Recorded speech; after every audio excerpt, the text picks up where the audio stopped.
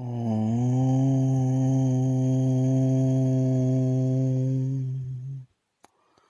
शिव गोरक्षनाथ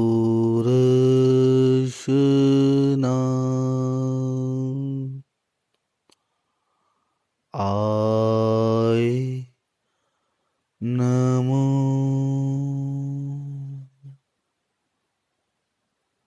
आदे।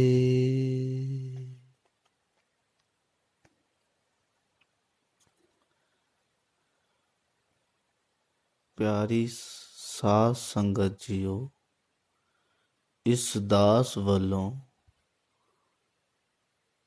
ਆਪ ਸਾਰੀ ਸਾਧ ਸੰਗਤ ਜੀ ਨੂੰ कोटि कोटि प्रणाम और उस प्रभु परमेश्वर शिव गुरु गोरक्षनाथ जी ਵੱਲੋਂ आदेश।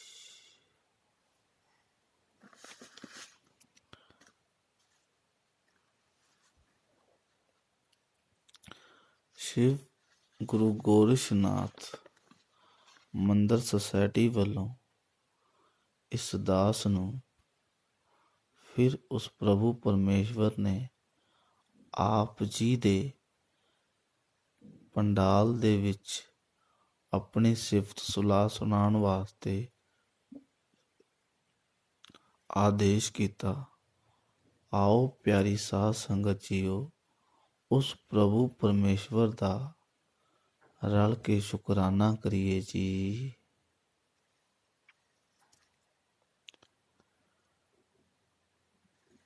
ਪ੍ਰੇਮੀਆਂ ਦੇ ਪੱਤਰ ਬਹੁਤ ਪਏ ਨੇ। ਆਓ ਦੇਖੀਏ ਸ਼ਿਵ ਗੁਰੂ ਗੋਰਖਨਾਥ ਜੀ ਆਪ ਜੀ ਨੂੰ ਕਿਸ ਤਰ੍ਹਾਂ ਦੀ ਬੁੱਧ ਬਖਸ਼ਿਸ਼ ਕਰਦੇ ਨੇ। ਪ੍ਰਣਾਮ ਪਿਤਾ ਜੀ। ਆਪ ਜੀ ਦੇ ਜੀਵਨ ਬਾਰੇ ਮੈਂ ਪੜ੍ਹਿਆ ਹੈ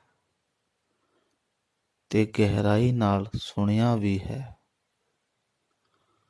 ਆਪ ਜੀ ਦੇ ਜੀਵਨ ਦਾ ਇਤਿਹਾਸ ਗੌਤਮ ਬੁੱਧ ਨਾਲ ਮਿਲਦਾ ਹੈ।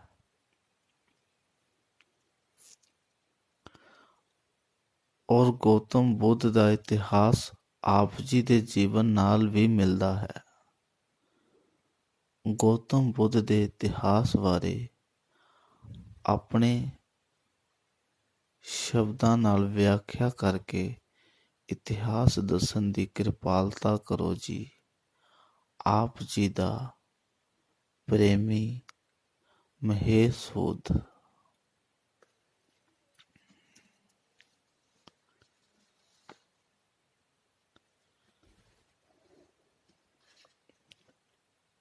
ਪੱਚੀ 2000 ਸਾਲ ਪਹਿਲਾਂ ਬੁੱਧ ਧਰਮ ਦੇ ਇਤਿਹਾਸ ਦਾ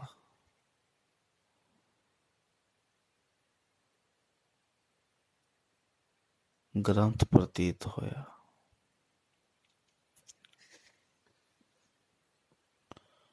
ਉੱਤਰੀ ਪੂਰਬ ਭਾਰਤ ਦੇ ਵਿੱਚ ਮਗਧ ਰਾਜ ਔਰ ਵਿਸ਼ਾਲੀ ਸ਼ਹਿਰ ਦੇ ਵਿੱਚ ਇੱਕ ਸ਼ਹਿਰ ਸੀ ਕਪਿਲਵਸਤੂ।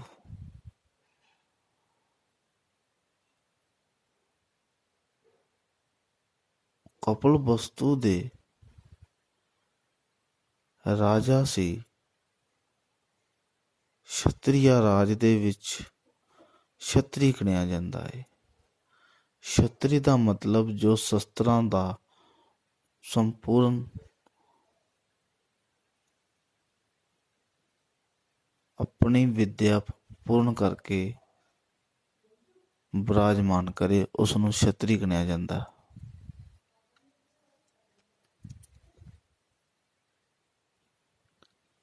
ਜਿਹੜਾ ਸੰਪੂਰਨ ਵਿਦਿਆ ਪ੍ਰਾਪਤ ਕਰ ਲੈਂਦਾ ਸ਼ਸਤਰਾਂ ਦੀ, ਉਸ ਨੂੰ ਸ਼ਸਤਰੀ ਗਿਣਿਆ ਜਾਂਦਾ। ਉਸ ਟਾਈਮ ਸ਼ਸਤਰੀ ਜਿਹੜੇ ਸੀ ਉਹ ਰਾਜ ਦੀ ਰੱਖਿਆ ਵਾਸਤੇ ਸ਼ਸਤਰਾਂ ਦੀ ਵਿੱਦਿਆ ਸੰਪੂਰਨ ਸਿੱਖਦੇ ਸੀ।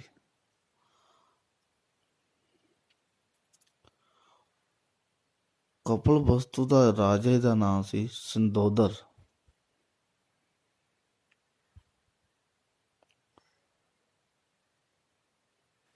ਪੰਜ ਸੌ 63 ਈਸਵੀ ਪੂਰਵ ਬੁੱਧ ਧਰਮ ਦਾ ਇਤਿਹਾਸ ਰਚਿਆ ਗਿਆ।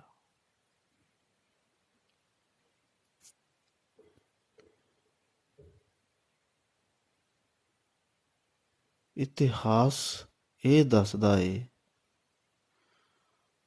ਜਿਹੜੇ ਗੌਤਮ ਸੀ ਨਾ, ਜਨਮ ਦਾ ਨਾਮ ਉਹਦਾ ਗੌਤਮ ਸੀ। ਜਦੋਂ ਉਹਨੂੰ ਬੋਧ ਦੀ ਪ੍ਰਾਪਤੀ ਹੋਈ ਉਸਨੂੰ ਬੁੱਧ ਕਿਹਾ ਗਿਆ।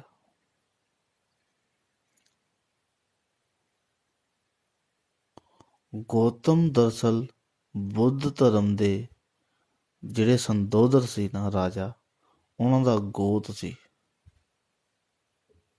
ਜਿਵੇਂ ਆਪ ਜੀ ਦੇ ਪਿੱਛੇ ਸੂਦ ਲੱਗਦਾ ਹੈ, ਮਹੇਸ਼ ਲੱਗਦਾ ਹੈ, ਸ਼ਰਮਾ, ਇਸ ਤਰ੍ਹਾਂ ਉਹਨਾਂ ਦਾ ਗੋਤਰ ਸੀ ਗੌਤਮ। ਜਨਮ ਦਾ ਨਾਮ ਸੀ ਸਿਧਾਰਥ। ਸਿਧਾਰਥ ਦਾ ਮਤਲਬ ਹੁੰਦਾ ਹੈ ਜਿਹੜਾ ਹਰ ਇੱਕ ਸੰਸਾਰ ਦੀ ਚੀਜ਼ ਤੇ ਵਿਜੇ ਪਾ ਲੇ, ਉਹਨੂੰ ਸਿਧਾਰਥ ਕਹਿੰਦੇ ਆ। ਜਿੱਤ ਲੈ ਜਿਹੜਾ। ਆਪ ਜੀ ਨੂੰ ਇਹ ਦਾਸ ਪਹਿਲਾਂ ਵੀ ਬੇਨਤੀਆਂ ਕਰਦਾ ਏ, ਇਤਿਹਾਸ ਨੂੰ ਚੰਗੀ ਤਰ੍ਹਾਂ ਸੁਣ ਕੇ ਸਮਝ ਕੇ ਆਪਣੇ ਦਿਮਾਗ 'ਚ ਔਰ ਕੰਠ 'ਚ ਉਤਾਰ ਲਿਆ ਕਰੋ। ਫਿਰ ਹੀ ਆਪ ਜੀ ਦਾ ਉਸ ਪ੍ਰਭੂ ਪਰਮੇਸ਼ਵਰ ਦੀ ਸਿਫਤ ਸਲਾਹ ਦੇ ਵਿੱਚ ਸੁਰਤ ਜੁੜ ਸਕਦੀ ਹੈ। ਗੌਤਮ ਬੁੱਧ ਦਾ ਇਤਿਹਾਸ ਬਹੁਤ ਜ਼ਿਆਦਾ ਗਹਿਰਾਈ ਵਾਲਾ ਹੈ। ਉਸਨੇ ਆਪਣੇ ਜੀਵਨ ਦੇ ਵਿੱਚ ਉਸ ਤਰ੍ਹਾਂ ਦਾ ਅਨੁਭਵ ਕੀਤਾ ਹੈ ਜਿਹੜਾ ਆਪ ਜੀ ਦਾ ਜੀਵਨ ਦੇ ਵਿੱਚ ਇੱਕ ਘਟਨਾ ਵੀ ਘਟ ਜੇ, ਤੁਸੀਂ ਅੱਜ ਹੀ ਵਿਰਾਗ ਦੇ ਵਿੱਚ ਜਾਗਰੂਕ ਹੋ ਸਕਦੇ ਹੋ। ਇਹ ਦਾਸ ਗੌਤਮ ਬੁੱਧ ਬਾਰੇ ਅੱਗੇ ਵੀ ਬਹੁਤ ਬੋਲਿਆ, ਪਰ ਇਤਿਹਾਸ ਬਹੁਤ ਗਹਿਰਾਈ ਵਾਲਾ ਹੈ।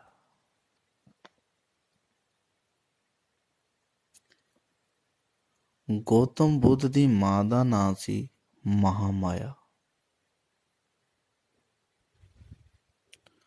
ਗੌਤਮ ਬੁੱਧ ਦੀ ਮਾਸੀ ਦਾ ਨਾਮ ਸੀ ਗੌਤਮੀ। ਗੋਤਮ ਦਾ ਨਾਂ ਸੀ, ਗੌਤਮ ਦੇ ਨਾਂ ਤੇ ਜਾਣਿਆ ਗਿਆ।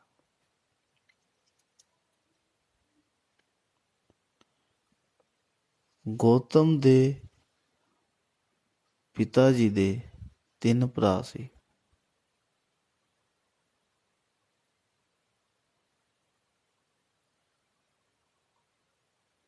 ਔਰ ਗੌਤਮ ਦੇ ਪਿਤਾ ਜੀ ਦੀ 2 ਘਰ ਵਾਲੀਆਂ ਸੀ, ਮਹਾਮਾਈ ਔਰ ਗੌਤਮੀ। ਮਹਾਮਾਈ ਔਰ ਗੌਤਮੀ ਸਗੀ 2 ਭੈਣਾਂ ਸੀ। ਮਹਾਮਾਈ ਦੇ ਬੱਚਾ ਨਾ ਹੋਣ ਕਰਕੇ ਮਹਾਮਾਈ ਨੇ ਗੌਤਮੀ ਨਾਲ ਰਾਜੇ ਦਾ ਫਿਰ ਵਿਆਹ ਕਰਵਾਤਾ ਸੀ। ਉਹ ਇਸ ਕਰਕੇ ਕਿ ਰਾਜ ਪਾਠ ਚਲਾਉਣ ਵਾਸਤੇ ਕੋਈ ਵੰਸ਼ ਅੱਗੇ ਤੁਰ ਪਵੇ। ਇਤਿਹਾਸ ਦੇ ਅਨੁਸਾਰ ਜਦੋਂ ਦੋਨਾਂ ਭੈਣਾਂ ਦੇ ਬੱਚਾ ਨਾ ਹੋਇਆ ਤੇ ਰਾਜੇ ਦੇ ਰਾਜ ਦੇ ਵਿੱਚ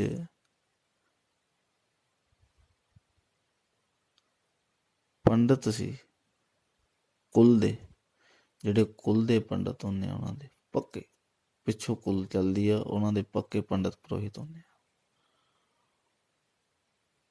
ਉਹਨਾਂ ਨੇ ਵੇਦ ਗ੍ਰੰਥਾਂ ਦੇ ਅਨੁਸਾਰ ਕੋਈ ਸਮਾਂ ਐਸਾ ਦੇਖਿਆ ਜਿਹਦੇ ਵਿੱਚ ਯੱਗ ਕਰਨਾ ਬੜਾ ਅਸ਼ੁਭ ਸੀ, ਮਤਲਬ ਸ਼ੁਭ ਸੀ। ਪਹਿਲੇ ਜਿਹੜੇ ਯੱਗ ਕੀਤੇ ਸੀ ਉਹਨਾਂ 'ਚ ਕੁਛ ਸਮਾਂ ਅਸ਼ੁਭ ਦਾ ਸੀ, ਉਹ ਸੰਪੂਰਨ ਨਹੀਂ ਮੰਨਦੇ ਸੀ। ਹੁਣ ਸ਼ੁਭ ਦਾ ਐਸਾ ਸਮਾਂ ਸੀ, ਉਹਨਾਂ ਨੇ ਰਾਜੇ ਨੂੰ ਕਿਹਾ ਕਿ ਇਹ ਜ਼ਰੂਰੀ ਹੈ। ਯੱਗ ਹਵਨ ਕੀਤਾ ਗਿਆ, ਸੰਪੂਰਨ ਹੋਇਆ। ਸੰਪੂਰਨ ਹੋਣ ਤੋਂ ਬਾਅਦ ਸਟੋਰੀ ਦਾਸ ਅਗਰ ਦੱਸਣ ਤੇ ਡੀਪਲੀ ਜਾਵੇ ਤੇ ਸਮਾਂ ਸਮਾਗਮ ਦਾ ਵੀ ਘੱਟ ਹੈ, ਔਰ ਅਗਰ ਤੁਹਾਨੂੰ ਬਰੀਕੀ ਨਾਲ ਨਾ ਦੱਸਿਆ ਗਿਆ ਤੇ ਦਾਸ ਨੇ ਸੋਚ ਲਓ ਉਹਦੀ ਹਜ਼ੂਰੀ ਦੇ ਵਿੱਚ ਬੇਈਮਾਨੀ ਕੀਤੀ ਹੈ। ਮੈਂ ਸਮਾਂ ਥੋੜ੍ਹਾ ਨਹੀਂ ਦੇਖਣਾ, ਇਹ ਘੜੀਆਂ ਠੋਡੀਆਂ ਲੱਗੀਆਂ ਹੋਈਆਂ, ਮੇਰੀ ਉਹਨੇ ਇੱਕ ਇੱਕ ਸਕਿੰਟ ਮਿੰਟ ਦੀ ਘੜੀ ਆਪਣੇ ਲੇਖੇ ਲਾ ਲਈ। ਮੈਂ ਨਹੀਂ ਲਾਈ, ਉਹਨੇ ਆਪਣੇ ਲੇਖੇ ਲਾ ਲਈ। ਹੁਣ ਇਹ ਦਾਸ ਨਹੀਂ ਬੋਲਦਾ, ਜੋ ਉਹ ਬੁਲਾਉਂਦਾ ਤੇ ਬੋਲਿਆ ਜਾਂਦਾ। ਆਪ ਜੀ ਨੇ ਮੂਵੀ ਵੀ ਦੇਖੀ ਹੋਣੀ ਆ, ਗ੍ਰੰਥ ਵੀ ਪੜ੍ਹੇ ਹੋਣੇ, ਪਰ ਅਗਰ ਆਪ ਜੀ ਨੇ ਪਹਿਲਾਂ ਲਿਖਤਾ ਪੱਤਰ ਦੇ ਵਿੱਚ, ਲੈਟਰ 'ਚ, ਕਿ ਵਿਆਖਿਆ ਆਪ ਜੀ ਕਰੂੰਗੇ ਤੇ ਸਮਝ ਆਵੇ, ਤੇ ਦਾਸ ਦੀ ਵਿਆਖਿਆ ਸਮਝ ਨਹੀਂ ਆਊਗੀ। ਉਹ ਕਰਵਾਊਗਾ, ਤੁਹਾਨੂੰ ਸਮਝਾਊਗਾ, ਤੁਹਾਡੇ ਅੰਦਰ ਸਮਝ ਪਾਊਗਾ, ਫਿਰ ਸਮਝ ਨੂੰ ਟਿਕਾਊਗਾ ਤੇ ਤੁਸੀਂ ਸਮਝੋਗੇ ਵੀ, ਟਿਕੋਗੇ ਵੀ ਤੇ ਕੰਠ ਵੀ ਕਰ ਲਓਗੇ। ਦਾਸ ਨਹੀਂ ਕਰਾ ਸਕਦਾ। ਦਾਸ ਨੇ ਪਤਾ ਨਹੀਂ ਕਿੰਨੇ ਕੁ ਸਮਾਗਮ ਕੀਤੇ, ਕੰਠ ਕਿਸੇ ਨੂੰ ਵੀ ਨਹੀਂ ਹੋਣਾ, ਔਰ ਦਾਸ ਨੂੰ ਉਹਨੇ ਪਹਿਲਾਂ ਕੰਠ ਕਰਾਤਾ।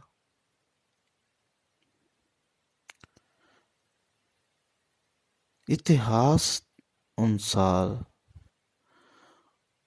ਜਦੋਂ ਯੱਗ ਸੰਪੂਰਨ ਹੋਇਆ, ਪੰਡਿਤਾਂ ਨੇ, ਪੁਰੋਹਿਤਾਂ ਨੇ ਕਿਹਾ ਕਿ ਹੁਣ ਤੁਸੀਂ ਸਰੀਰਿਕ ਸੰਬੰਧ ਇਹ ਦਿਨ ਤੋਂ ਇਹ ਦਿਨ ਤੱਕ ਬਣਾਓ। ਸਮਾਂ ਦੇਤਾ। ਸਾਇੰਸ ਵੀ ਦੱਸਦੀ ਹੈ ਕਿ ਜਦੋਂ ਲੇਡੀਜ਼ ਨੂੰ ਪੀਰੀਅਡ ਹੁੰਦੇ ਆ, ਉਸ ਦੇ ਵਿੱਚ ਬੱਚੇਦਾਨੀ ਦਾ ਮੂੰਹ ਖੁੱਲ੍ਹਾ ਹੁੰਦਾ। ਇਹ ਦਾਸ ਦੀ ਓਪਨ ਫੀਲਿੰਗ ਹੈ, ਸਮਝ ਲਿਓ। ਉਸ ਵਿੱਚ ਬੱਚੇਦਾਨੀ ਦਾ ਮੂੰਹ ਖੁੱਲ੍ਹਾ ਹੁੰਦਾ ਹੈ। ਜਿਹੜੇ ਐਗ ਹੁੰਦੇ ਆ ਨਾ ਲੇਡੀਜ਼ ਦੇ ਅੰਦਰ, ਉਹ ਸੰਪੂਰਨ ਵਾਈਜ਼ ਪੂਰੇ ਹੁੰਦੇ ਆ, ਔਰ ਜਦੋਂ ਫਿਜ਼ੀਕਲ ਅਟੈਚਮੈਂਟ ਹੁੰਦੀ ਹੈ, ਉਹ ਡਿਸਚਾਰਜ ਜਦੋਂ ਹੁੰਦਾ ਹੈ, ਉਹ ਪੁਆਇੰਟ ਦੇ ਵਿੱਚ ਐਗ 'ਚ ਜਾਂਦਾ ਤੇ ਪ੍ਰੈਗਨੈਂਸੀ ਹੋ ਜਾਂਦੀ ਹੈ। ਮਤਲਬ ਬੀਜ ਜਦੋਂ ਮਿੱਟੀ 'ਚ ਰੱਖਿਆ ਜਾਂਦਾ ਤੇ ਫਿਰ ਫਿੱਲ ਬੂਟਾ ਉਗਣਾ ਚਾਲੂ ਹੋ ਜਾਏ। ਪੰਡਿਤ ਪੁਰੋਹਿਤਾਂ ਨੇ ਕਿਹਾ ਯੱਗ ਪੂਰਾ ਹੋਇਆ, ਹੁਣ ਜੋ ਵਿਧੀ ਅਨੁਸਾਰ ਪਰਮਾਤਮਾ ਨੇ ਵਿਧ ਬਣਾਈ ਹੈ, ਉਹ ਤੁਸੀਂ ਇਹ ਸਮੇਂ ਤੇ ਇਸ ਸਮੇਂ ਦੇ ਵਿੱਚ ਸੰਪੂਰਨ ਕਰਨੀ ਹੈ। ਮਹਾਮਾਇਆ ਜਿਹੜੀ ਸੀ, ਬੱਚੇ ਦਾ ਮਮਤਾ ਹੁੰਦੀ ਹੈ, ਲੇਡੀਜ਼ ਨੂੰ ਹੁੰਦੀ ਹੈ, ਉਹਨੂੰ ਸੀ ਕਿ ਮੇਰੇ ਅੰਦਰ ਕੋਈ ਪ੍ਰੋਬਲਮ ਨਾ ਹੋਣ ਕਰਕੇ ਪ੍ਰੈਗਨੈਂਸੀ ਨਹੀਂ ਹੋਈ, ਤੇ ਮੇਰੀ ਸਿਸਟਰ ਹਜੇ ਮੇਰੇ ਤੋਂ 2-4 ਸਾਲ ਯੰਗ ਹੈ, ਰਾਜੇ 'ਚ ਕਮੀ ਕੋਈ ਨਹੀਂ, ਤੇ ਮੈਂ ਰਾਜੇ ਨੂੰ ਕਹਾਂ ਕਿ ਤੁਸੀਂ ਗੌਤਮੀ ਕੋਲ ਜਾਓ। ਜਦੋਂ ਰਾਜਾ ਗੌਤਮੀ ਕੋਲ ਗਿਆ ਤੇ ਗੌਤਮੀ ਨੇ ਰਾਜੇ ਨੂੰ ਝੂਠ ਬੋਲਿਆ, ਕਿਉਂਕਿ ਉਹ ਆਪਣੀ ਭੈਣ ਦੀ ਫੀਲਿੰਗ ਨੂੰ ਸਮਝਦੀ ਸੀ। ਔਰ ਅੱਜ ਦੀ ਲੇਡੀਜ਼ ਦੇਖ ਲਓ, ਉਹ ਭੈਣ ਦੀ ਫੀਲਿੰਗ ਨੂੰ ਸਮਝਦੀ ਸੀ, ਇਹ ਬੰਦੇ ਨੂੰ ਵੀ ਨਹੀਂ ਸਮਝ ਸਕਦੀ। ਆਪਣੇ ਬੱਚੇ ਦੀ ਫੀਲਿੰਗ ਨਹੀਂ ਸਮਝ ਸਕਦੀ। ਜਿਸ ਤਰ੍ਹਾਂ ਦਾ ਸਮਾਂ ਆ ਗਿਆ, ਗੌਤਮੀ ਨੇ ਮਹਾ ਮਾਇਆ ਨੂੰ ਸਮਝ ਲਿਆ ਸੀ, ਜਾਣ ਲਿਆ ਸੀ।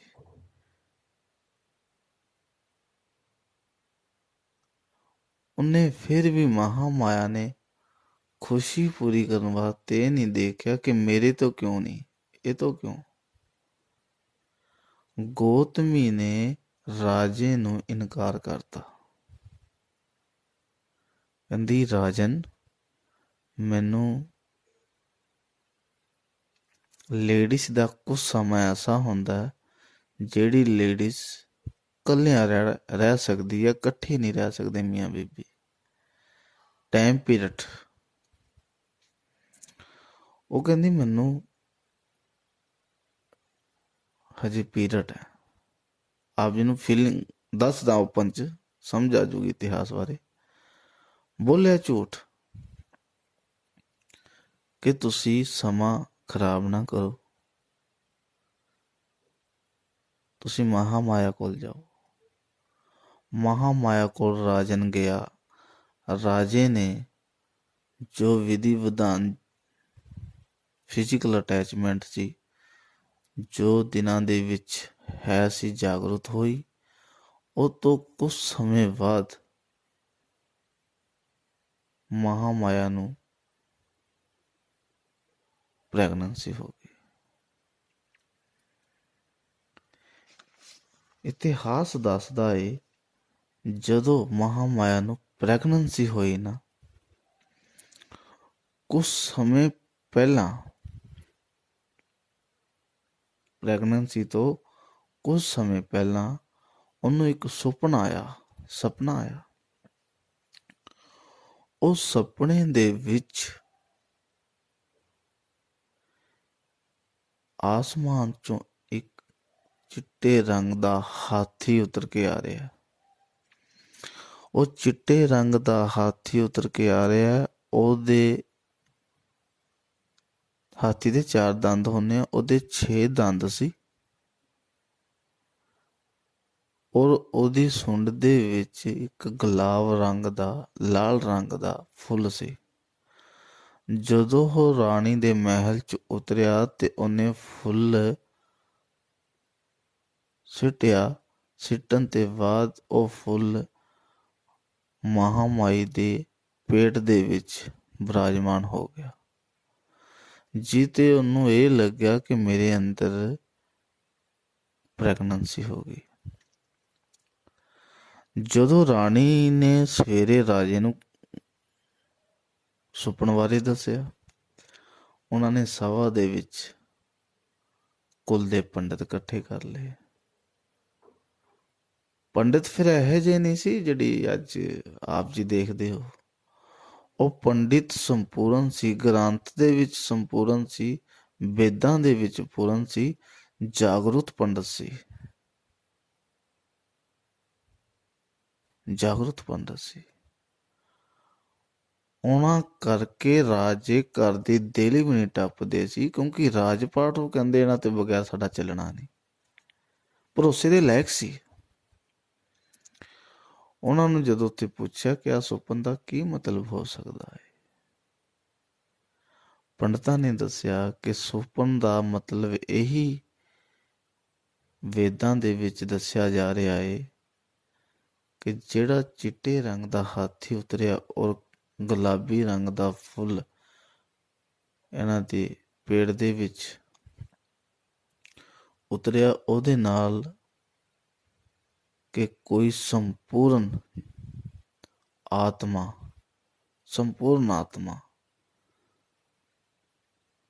ਇਸ ਧਰਤੀ ਦੇ ਉੱਤੇ ਜਨਮ ਲੈਣ ਨੂੰ ਬੈਠੀ ਹੈ। ਰਾਜਾ ਬੜਾ ਖੁਸ਼ ਹੋਇਆ। ਜਦੋਂ ਪ੍ਰੈਗਨੈਂਸੀ ਦਾ ਪਤਾ ਲੱਗਿਆ, ਰਾਜਪਾਟ ਦੇ ਵਿੱਚ ਤਹਿਲਕਾ ਮਚ ਗਈ, ਖੁਸ਼ੀਆਂ ਹੋ ਗਈਆਂ।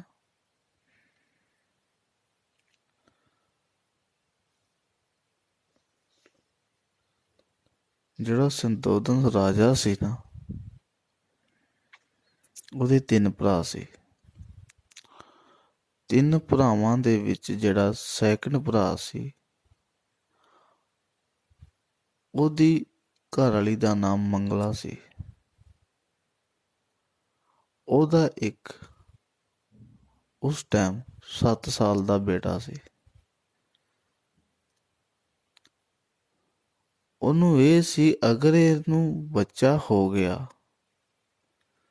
ਤੇ ਮੇਰੇ ਬੇਟੇ ਨੂੰ ਰਾਜ ਪਾਠ ਨਹੀਂ ਮਿਲਣਾ।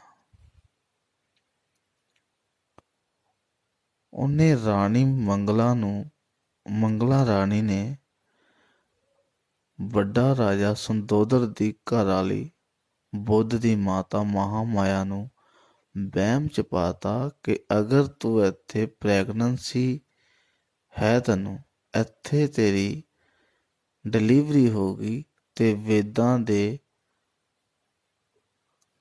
ਗੀਤਾ ਦੇ ਵਿੱਚ ਲਿਖਿਆ, ਰਵੈਣ ਚ ਲਿਖਿਆ, ਗ੍ਰੰਥਾਂ ਚ ਲਿਖਿਆ ਅਸ਼ੁਭ ਹੈ। ਔਰ ਇੰਨੇ ਚਿਰ ਬਾਅਦ ਕਿਰਪਾ ਹੋਈ ਹੈ, ਜੇ ਸ਼ੁਭ ਕਰਨਾ ਹੈ ਤੇ ਮੈਂ ਤੇਰੀ ਦੋਸ਼ੀ ਨਹੀਂ, ਤੈਨੂੰ ਆਪਣੇ ਪੇਕੇ ਜਾ ਕੇ ਹੀ ਬੱਚੇ ਦੀ ਡਿਲੀਵਰੀ ਕਰਨੀ ਚਾਹੀਦੀ ਹੈ। ਉਸ ਦੀ ਪਲੈਨਿੰਗ ਸੀ ਕਿ ਅਗਰ ਇਹ ਉੱਥੋਂ ਗੁਜ਼ਰੂਗੀ, ਰਾਹ ਦੇ ਵਿੱਚ ਕੁਛ ਨਾ ਕੁਛ ਘਟਦਾ ਨਾ, ਇਹਦੇ ਨਾਲ ਕੋਈ ਘਟਨਾ ਘਟਾ ਕੇ ਜਿਹੜੇ ਇਹਦੇ ਬੱਚੇ ਦੀ ਡੈਥ ਹੋ ਜਾਏ।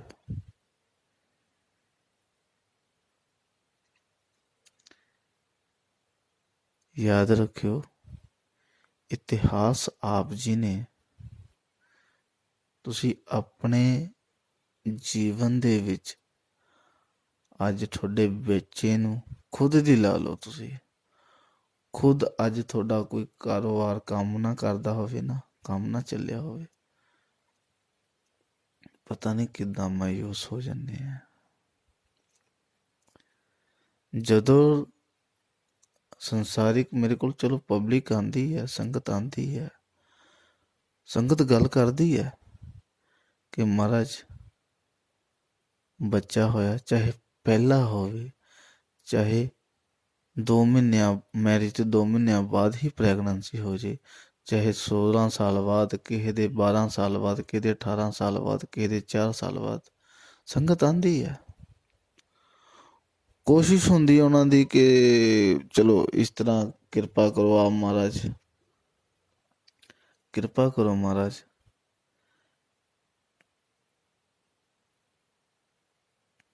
ਕਿ ਬੱਚਾ ਸਹੀ ਸਲਾਮਤ ਹੋਵੇ। ਕੁਛ ਵੀ ਘਟਨਾ ਘਟ ਜੇ, ਘਟਨਾ ਹਜੇ ਘਟਣੀ ਵੀ ਨਹੀਂ ਹੁੰਦੀ, ਪ੍ਰੈਗਨੈਂਸੀ ਹੋਵੇ, ਤੁਸੀਂ ਇੰਨਾ ਕੁ ਡਰੇ ਹੁੰਦੇ ਆ ਪਤਾ ਨਹੀਂ ਕੀ ਹੋ ਜਾਣਾ ਜੋ। ਫਿਰ ਇਸ ਦਾਸ ਕੋਲ ਜੇ ਪਬਲਿਕ ਦਾਸ ਕੋਲ ਆਉਂਦੀ ਹੈ ਨਾ, ਸਾਧ ਸੰਗਤ ਜੀ, ਆਪ ਜੀ ਦੇ ਲਫ਼ਜ਼ ਹੁੰਦੇ ਆ ਜੀ, ਵੱਡਾ ਆਪਰੇਸ਼ਨ ਨਾ ਹੋਵੇ, ਐਦਾਂ ਨਾ ਹੋਵੇ, ਉੱਦਾਂ ਨਾ ਹੋਵੇ। ਸੰਸਾਰ ਦੇ ਵਿੱਚ ਜਿੰਨੇ ਬੋਧ ਦੀ ਪ੍ਰਾਪਤੀ ਹੋਈ ਹੈ ਨਾ, ਜਿਨ੍ਹਾਂ ਨੂੰ ਉਸ ਪ੍ਰਭੂ ਪਰਮਾਤਮਾ ਦਾ ਰਸ ਲਿੱਤਾ, ਜਿਨ੍ਹਾਂ ਨੇ ਇਤਿਹਾਸ ਆਪ ਜੀ ਨੇ ਵੀ ਪੜ੍ਹਿਆ, ਇਸ ਦਾਸ ਨੇ ਵੀ ਪੜ੍ਹਿਆ, ਇਹ ਸਮਝ ਲਿਓ ਗੱਲ ਨੂੰ। ਕ੍ਰਿਸ਼ਨ ਦਾ ਜਨਮ ਹੋਇਆ ਤੇ ਯਾਦ ਰੱਖਿਓ, ਜੇਲ੍ਹ ਦੇ ਵਿੱਚ ਉਹਦੇ ਸਗੇ ਮਾਮੇ ਨੇ ਬੰਦ ਕੀਤਾ ਹੋਇਆ ਸੀ, ਜੇਲ੍ਹ ਦੇ ਵਿੱਚ ਉਹਦਾ ਜਨਮ ਹੋਇਆ ਤੇ ਬਚਪਨ ਹਜੇ ਹੋਇਆ ਨਹੀਂ ਸੀ, ਪਹਿਲਾਂ ਹੀ ਹੋਣ ਤੋਂ ਉਹਦੀ ਮੌਤ ਦਾ ਸਾਇਆ ਉਹਦੇ ਉੱਤੇ ਜਾਗਰੂਕ ਹੋ ਗਿਆ ਸੀ। ਤੇ ਇਹ ਨਹੀਂ ਕਿ ਕ੍ਰਿਸ਼ਨ ਦੇ ਉੱਤੇ ਉਹ ਪ੍ਰਭੂ ਪਰਮਾਤਮਾ ਸੀ, ਇਸ ਕਰਕੇ ਕਿਹਾ ਵੀ ਇਹਨੂੰ ਮਾਰ ਨਹੀਂ ਸਕਦਾ, ਮਾਰਿਆ ਨਹੀਂ ਜਾ ਸਕਦਾ ਸੀ। ਇਤਿਹਾਸ ਆਪ ਜੀ ਤੇ ਵੀ ਲਾਗੂ ਹੈ ਤੇ ਸ੍ਰਿਸ਼ਟੀ ਦਾ ਸਾਰਿਆਂ ਤੇ ਨਿਯਮ ਲਾਗੂ ਹੈ। ਆਪ ਵੀ ਜਦੋਂ ਜਨਮ ਲੈ ਰਹੇ ਹੋ, ਹਜੇ ਪ੍ਰੈਗਨੈਂਸੀ ਹੋਈ ਹੈ, ਤੇ ਯਾਦ ਰੱਖਿਓ ਉਦੋਂ ਤੇ ਹੀ ਤੁਹਾਡੇ ਉੱਤੇ ਮੌਤ ਦਾ ਸਾਇਆ ਡਗਮਗਾਉਣ ਚਾਲੂ ਹੋ ਜਾਂਦਾ। ਉਸ ਵੇਲੇ ਹੀ ਆਪ ਜੀ ਦੇ ਉੱਪਰ ਮੌਤ ਇਸ ਤਰ੍ਹਾਂ ਘੁੰਮਦੀ ਹੈ ਜਿਸ ਤਰ੍ਹਾਂ ਨੀਚੇ ਕੂੜੇ ਕਕਰੇ ਦੇ ਵਿੱਚ ਸੱਪ ਰੇਂਗਦੇ ਆ ਨਾ, ਤੇ ਉੱਤੇ ਚੀਲ ਦੀ ਨਜ਼ਰ ਹੁੰਦੀ ਹੈ, ਪਤਾ ਨਹੀਂ ਕਦੋਂ ਆ ਕੇ ਝਪੱਟਾ ਮਾਰ ਕੇ ਲੈ ਜਾਣਾ। ਕ੍ਰਿਸ਼ਨ ਦੇ ਨਾਲ ਵੀ ਜਨਮ ਤੋਂ ਪਹਿਲਾਂ ਹੀ ਪਲੈਨਿੰਗ ਬਣਨੀ ਸੀ, ਇਹਨੂੰ ਆਣ ਨਹੀਂ ਦੇਣਾ। ਬੌਧ ਦੇ ਨਾਲ ਵੀ, ਰਾਮ ਦੇ ਹੁੰਦੇ ਵੀ ਇਤਿਹਾਸ ਬਹੁਤ ਵੱਡੇ ਪਏ ਆ ਇੱਥੇ। ਜਿਸ ਦੇ ਹੁੰਦੇ ਵੀ, ਔਰ ਜਦੋਂ ਤੱਕ ਬੌਧ ਦੀ ਪ੍ਰਾਪਤੀ ਦੇ ਇਨਸਾਨ ਇੱਥੇ ਤੱਕ ਰਹਿਣਗੇ, ਉਹਨਾਂ ਦਾ ਵਿਰੋਧ ਹੁੰਦਾ ਹੀ ਰਹੂਗਾ। ਕ੍ਰਿਸ਼ਨ ਦੇ ਲਾਸਟ ਤੱਕ, ਰਾਮ ਦੇ ਲਾਸਟ ਤੱਕ, ਜਿਜਸ ਦੇ ਲਾਸਟ ਤੱਕ, ਨਾਮਦੇਵ ਦੇ ਲਾਸਟ ਤੱਕ, ਕਬੀਰ ਦੇ ਨਾਮ ਤੱਕ।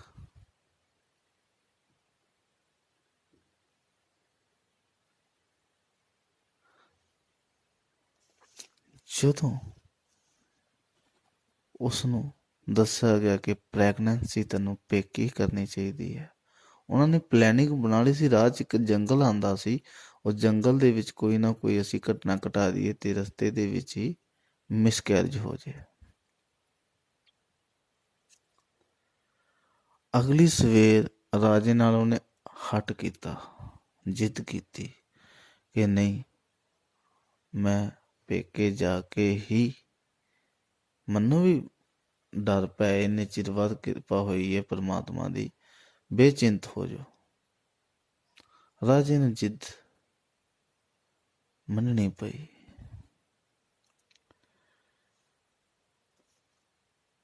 ਜਿੱਥੇ ਪੇਕੇ ਸੀ, ਕਪਲ ਵਸਤੂ ਤੋਂ ਉਹਨੇ ਆਪਣੇ ਪੇਕੇ ਜਾਣਾ ਸੀ। ਦੇਵਦੱਤ ਸ਼ਹਿਰ ਦਾ ਨਾਂ ਸੀ, ਦੇਵਦੱਤ। ਕਪਲ ਵਸਤੂ ਤੋਂ ਦੇਵਦੱਤ ਦੇ ਰਸਤੇ ਦੇ ਵਿੱਚ ਇੱਕ ਜੰਗਲ ਆਉਂਦਾ ਸੀ, ਵਣ। ਉਹ ਜੰਗਲ ਦੇ ਵਿੱਚ ਉਹਨਾਂ ਨੇ ਕੁਛ ਐਸੀ ਪਲੈਨਿੰਗ ਕੀਤੀ ਹੋਈ ਸੀ ਕਿ ਜਿਹਦੇ ਕਰਕੇ ਕੋਈ ਨੁਕਸਾਨ ਦੇਵਾਂਗੇ ਰਾਣੀ ਨੂੰ ਤੇ ਪ੍ਰੈਗਨੈਂਸੀ, ਮਤਲਬ ਬੱਚੇ ਦਾ ਮਿਸਕੈਰਜ ਹੋ ਜੇ। ਕਪਲ ਵਸਤੂ ਤੋਂ ਜਦ ਦੇਵਦੱਤ ਨੂੰ ਮਹਾਮਾਈ ਤੇ ਉਹਦੀ ਭੈਣ ਤੇ ਹੋਰ ਸੈਨਾਪਤੀ ਵਗੈਰਾ ਭੇਜੇ ਗਏ, ਰਸਤੇ 'ਚ ਇੱਕ ਜੰਗਲ ਆਉਂਦਾ ਸੀ ਜਿਹਨੂੰ ਨੋਮਣੀ ਨਾਮ ਤੇ ਜਾਣਿਆ ਜਾਂਦਾ। ਅੱਜ ਤਾਂ ਚਲੋ ਸ਼ਹਿਰ ਬੜਾ ਤਕੜਾ ਏ, ਨੋਮਣੀ ਸ਼ਹਿਰ ਸੀ। ਨੋਮਣੀ ਜੰਗਲ ਉੱਥੋਂ ਆਉਂਦਾ ਸੀ ਤੇ ਉਹ ਜੰਗਲ ਬਹੁਤ ਪਿਆਰਾ ਸੀ। 2 ਦਿਨ ਗੁਜ਼ਰਨੇ ਸੀ, ਉਹਨਾਂ ਨੇ ਆਪਣੇ ਪੇਕੇ ਜਦ ਪਹੁੰਚਣਾ ਸੀ, ਉਹਨਾਂ ਨੇ ਰਾਤ ਸਟੇ ਉੱਥੇ ਕਰ ਲਈ। ਜਦੋਂ ਸਟੇ ਉੱਥੇ ਕੀਤੀ ਤੇ ਗੋਡ ਦੀ ਕਿਰਪਾ ਐਸੀ ਹੋਈ, ਸਮਾਂ ਲੱਗ ਗਿਆ ਸੀ ਤੇ ਪ੍ਰੈਗਨੈਂਸੀ ਦੀ ਦਰਦ ਉੱਠ ਗਈ। ਕਹਾਣੀ ਇਤਿਹਾਸ ਦੇ ਅਨੁਸਾਰ ਜਦੋਂ ਪ੍ਰੈਗਨੈਂਸੀ ਦੀ ਦਰਦ ਉੱਠੀ, ਇੱਕ ਦਰਖਤ ਸੀ ਜਿਹਨੂੰ ਪਕੜਿਆ ਤੇ ਪੀੜਾ ਹੋਈ। ਔਰ ਉੱਥੇ ਦੇ ਇਤਿਹਾਸ ਦੱਸਦਾ ਏ, ਤੇ ਦਾਸ ਨੂੰ ਮਾਫ਼ ਕਰਿਓ, ਮੈਂ ਇਤਿਹਾਸ ਦੱਸੇ ਦੇ ਅਨੁਸਾਰ, ਕਿਤਾਬਾਂ ਦੇ ਅਨੁਸਾਰ ਨਹੀਂ ਚੱਲਦਾ। ਦੇਖੋ, ਮੈਨੂੰ ਵਿਰੋਧ ਦਾ ਕੋਈ ਡਰ ਨਹੀਂ। ਜੋ ਇਤਿਹਾਸ ਤੁਸੀਂ ਪੜ੍ਹਿਆ, ਇਤਿਹਾਸ ਮੈਂ ਵੀ ਪੜ੍ਹਿਆ। ਜਿਹੜਾ ਇਤਿਹਾਸ ਪੜ੍ਹਿਆ ਤੁਸੀਂ ਹੈ, ਤੁਸੀਂ ਜਾਗਰੂਕ ਨਹੀਂ ਹੋਏ, ਤੁਸੀਂ ਜਾਣਿਆ ਨਹੀਂ। ਮੈਂ ਇਤਿਹਾਸ ਪੜ੍ਹਿਆ ਏ, ਮੈਂ ਜਾਗਰੂਕ ਹਾਂ। ਜਿੱਥੇ ਮੈਨੂੰ ਸ਼ੰਕਾ, ਮੈਂ ਸਿੱਧਾ ਉਹੀ ਬੰਦੇ ਨੂੰ ਪੁੱਛਦਾ ਜਿਹਦਾ ਇਤਿਹਾਸ ਲਿਖਿਆ ਹੋਇਆ। ਜਿਹਨੇ ਲਿਖਿਆ ਉਹਨੂੰ ਨਹੀਂ, ਜਿਹਦੇ ਨਾਲ ਹੱਡ ਬੀਤੀ ਗੁਜ਼ਰੀ ਹੈ। ਚਾਹੇ ਉਹ ਬੁੱਧ ਹੈ, ਚਾਹੇ ਉਹ ਜੀਸਸ ਹੈ, ਚਾਹੇ ਉਹ ਕ੍ਰਿਸ਼ਨ ਹੈ, ਚਾਹੇ ਉਹ ਰਾਮ ਹੈ। ਮੈਂ ਵੀ ਇਤਿਹਾਸ ਪੜ੍ਹਿਆ ਬੱਚਿਓ। ਸਾਧ ਸੰਗਤ ਜੀ, ਜਦੋਂ ਇਤਿਹਾਸ ਮੈਂ ਵੀ ਪੜ੍ਹਿਆ, ਮੈਨੂੰ ਬੜੀਆਂ ਸ਼ੰਕਾਵਾਂ ਸੀ ਇਤਿਹਾਸ ਦੇ ਵਿੱਚ। ਇਹ 10 ਜਾ ਵੱਜਿਆ ਬੁੱਧ ਕੋਲ। ਬੁੱਧ ਨੂੰ ਪੁੱਛਿਆ ਗਿਆ ਉਹ ਸ਼ੰਕਾ ਬਾਰੇ ਨਹੀਂ, ਕਿ ਤੂੰ ਬੋਲ ਕੀ ਹੈ। ਦੱਸਣਾ ਪਿਆ ਉਹਨੂੰ, ਜੋ ਇਤਿਹਾਸ ਆਪ ਜੀ ਕਹਿ ਰਹੇ ਤੁਸੀਂ ਵਿਆਖਿਆ ਕਰਕੇ ਦੱਸੋ। ਤੇ ਬੁੱਧ ਨੇ ਖੁਦ ਦਾਸ ਨੂੰ ਆਪਣੇ ਮੁਖੋਂ ਬੋਲ ਕੇ ਦੱਸਿਆ ਤੇ ਦਾਸ ਵੀ ਅੱਜ ਬੁੱਧ ਇਸ ਦੇ ਅੰਦਰ ਬੋਲਦਾ ਤੇ ਸਮਝ ਲਓ ਇਤਿਹਾਸ ਪਿਓਰ ਹੈ। ਹੋਮੋ ਨਾ ਸਮਝਿਓ, ਸਮਝ ਵੀ ਲਓਗੇ ਮੈਨੂੰ ਤੁਹਾਡੀ ਹੋਮੋ ਨਾਲ ਕੋਈ ਨਹੀਂ। ਮੇਰੀ ਨਾ ਹੋਮੋ ਨੇ ਬਣਾਈ ਤੇ ਨਾ ਹੋ ਐਸੀ ਕਿਰਪਾ ਕਰੂਗਾ। ਬਸ ਇੱਕ ਹੀ ਹੈ, ਹਮ ਬਰਮਾਸਮੀ। ਮੈਂ ਉਹਨੂੰ ਜਾਣ ਲਿਆ ਤੇ ਜੋ ਉਹ ਬੁਲਾਊਗਾ ਉਹ ਬੋਲਿਆ ਜਾਊਗਾ, ਤੁਹਾਡੇ ਤੋਂ ਸੁਣਿਆ ਨਹੀਂ ਜਾਣਾ। ਬਸ ਜਦੋਂ ਪ੍ਰੈਗਨੈਂਸੀ ਦੀ ਮਹਾਮਾਇਆ ਨੂੰ ਦਰਦ ਉੱਠੀ, ਇੱਕ ਦਰਖਤ ਦਾ ਟਾਹਣਾ ਪਕੜਿਆ ਉਹਨੇ, ਔਰ ਜਿਹੜੇ ਉਹਦੇ ਨਾਲ ਦਾਈਆਂ, ਤੁਸੀਂ ਕਹਿ ਦਿੰਦੇ ਆ ਦਾਈਆਂ ਸੀ, ਵੇਦ ਜਿਹੜੇ ਉੱਥੇ ਕਰਦੇ ਸੀ, ਦਵਾਈਆਂ ਬੂਟੀਆਂ ਵੇਦ ਵਗੈਰਾ, ਉਹ ਜਦੋਂ ਆਏ ਉਹਨਾਂ ਨੇ ਕਿਹਾ ਕਿ ਤੁਸੀਂ ਲੇਟ ਜਾਓ, ਡਿਲੀਵਰੀ ਲੇਟ ਕੇ ਹੋਣੀ ਹੈ। ਉਹਨੇ ਆਖਿਆ ਨਹੀਂ, ਮੈਂ ਲੇਟਣਾ ਨਹੀਂ। ਮਹਾਮਾਇਆ ਨੇ ਉਸ ਪੇੜ ਨੂੰ ਪਕੜ ਕੇ ਰੱਖਿਆ, ਉਸ ਪੇੜ ਨੂੰ ਪਕੜਿਆ ਤੇ ਖਲੋ ਕੇ ਹੀ ਡਿਲੀਵਰੀ ਕੀਤੀ ਗਈ।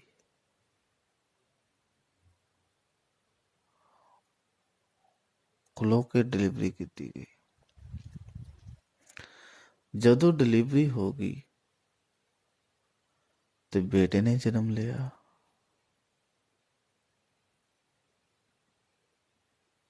ਜਦੋਂ ਬੇਟੇ ਨੇ ਜਨਮ ਲਿਆ, ਇਹ ਸੁਨੇਹਾ ਰਾਜੇ ਕੋਲ, ਸੁਦੋਦਰ ਕੋਲ ਪਹੁੰਚਿਆ। ਰਾਜਾ ਪਾਗਲ ਹੋ ਗਿਆ ਖੁਸ਼ੀ 'ਚ। ਔਰ ਮੰਗਲਾ ਜਿਹੜੀ ਉਹਦੀ ਭਰਾ ਦੀ ਘਰ ਵਾਲੀ ਸੀ, ਹੈਰਾਨ ਪਰੇਸ਼ਾਨ ਹੋ ਗਈ, ਇਹ ਕੀ ਹੋ ਗਿਆ। ਇਤਿਹਾਸ ਦੇ ਅਨੁਸਾਰ ਗ੍ਰੰਥਾਂ ਦੇ ਵਿੱਚ ਲਿਖਿਆ ਗਿਆ, ਜਦੋਂ ਲੇਡੀਜ਼ ਨੂੰ ਪ੍ਰੈਗਨੈਂਸੀ ਹੁੰਦੀ ਆ, ਪੁਰਾਣਾਂ ਦੇ ਵਿੱਚ ਵੀ ਜੋ ਗ੍ਰੰਥਾਂ 'ਚ ਲਿਖਿਆ, ਉਸ ਸਮੇਂ ਦਾ ਗ੍ਰੰਥ ਤੁਹਾਨੂੰ ਸਮਝਾ ਰਿਹਾ। ਅੱਜ ਤਾਂ ਤੁਸੀਂ ਪਰਹੇਜ਼ ਨਹੀਂ ਕਰਦੇ, ਉਸ ਟਾਈਮ ਤੇ ਪਰਹੇਜ਼ ਬੜੇ ਅਟਲ ਸੀ। ਗ੍ਰੰਥਾਂ ਦੇ ਅਨੁਸਾਰ ਰਾਜੇ ਨੇ ਵਿਧੀ ਦੇ ਹਿਸਾਬ ਨਾਲ ਗਿਆ ਨੌਮਣੀ ਜੰਗਲ ਦੇ ਵਿੱਚ। ਪੰਡਤਾਂ ਨੇ, ਪੁਰੋਹਿਤਾਂ ਨੇ, ਕੁਲ ਦੇ ਪੰਡਤਾਂ ਨੇ ਕਿਹਾ ਕਿ 30 ਦਿਨ ਤੱਕ ਤੁਸੀਂ ਬੱਚੇ ਦਾ ਮੂੰਹ ਨਹੀਂ ਦੇਖ ਸਕਦੇ। ਗ੍ਰੰਥਾਂ 'ਚ ਲਿਖਿਆ ਸੱਚ ਹੈ ਇਹ। ਦੂਜਾ, 30 ਦਿਨ ਤੱਕ ਘਰ ਵਾਲੀ ਦਾ ਵੀ ਮੂੰਹ ਨਹੀਂ ਦੇ ਸਕਦੇ, ਔਰ ਘਰ ਵਾਲੀ ਨੂੰ ਮਿਲਣਾ ਤਾਂ ਦੂਰ ਦੀ ਗੱਲ ਹੈ। ਉਹ ਇਤਿਹਾਸ 'ਚ ਤਾਂ ਲਿਖਿਆ ਗਿਆ ਗ੍ਰੰਥਾਂ ਦੇ ਵਿੱਚ ਕਿ ਜਦੋਂ ਲੇਡੀਜ਼ ਔਰ ਜੈਂਟਸ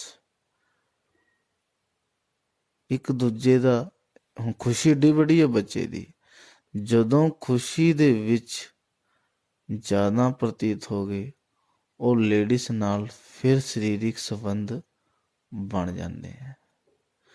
ਬੱਚੇ ਨੂੰ ਲੈ ਕੇ ਮਾਂ ਦੀ ਮਮਤਾ ਜਦੋਂ ਬਾਪ 'ਚ ਦੇਖਦੀ ਹੈ, ਉਹ ਬੜਾ ਖੁਸ਼ ਹੁੰਦਾ, ਉਹਨੂੰ ਇਹ ਕਿ ਮੇਰੀ ਮਮਤਾ ਘਟ ਗਈ। ਇਸ ਕਰਕੇ ਨੈਚੁਰਲੀ ਫਿਜ਼ੀਕਲ ਅਟੈਚਮੈਂਟ ਦੀਆਂ ਮੂਵਮੈਂਟਸ ਬਣਦੀਆਂ ਹੈ। ਜਿਸ ਤਰ੍ਹਾਂ ਲੇਡੀਜ਼ ਨੇ ਇੱਕ ਬੱਚੇ ਨੂੰ ਜਨਮ ਦੇਤਾ, ਜਦੋਂ ਉਸ ਦੀ ਭਾਵਨਾ ਇਮੋਸ਼ਨਲ ਦੇ ਵਿੱਚ ਫਿਰ ਅਟੈਚਮੈਂਟ ਹੋ ਗਈ, ਔਰ ਫਿਰ ਪ੍ਰੈਗਨੈਂਸੀ ਹੋ ਸਕਦੀ ਹੈ, ਹੋ ਸਕਦੀ ਨਹੀਂ, ਹੋ ਜਾਣੀ ਹੈ। ਔਰ ਪਹਿਲੇ ਬੱਚੇ ਨੂੰ ਜਨਮ ਦੇ ਕੇ ਉਹਦਾ ਸਰੀਰ 75% ਵੀਕ ਹੋ ਜਾਂਦਾ ਹੈ, ਔਰ ਅਗਰ 75% ਵੀਕ ਹੋ ਗਿਆ ਤੇ ਫਿਰ ਪ੍ਰੈਗਨੈਂਸੀ ਹੋ ਗਈ, ਪ੍ਰੈਗਨੈਂਸੀ ਹੋਣ ਤੋਂ ਬਾਅਦ ਉਹਦਾ ਸਰੀਰ ਸਮਰਥ ਨਹੀਂ ਹੁੰਦਾ ਕਿ ਦੁਬਾਰਾ ਪ੍ਰੈਗਨੈਂਸੀ ਹੋਵੇ।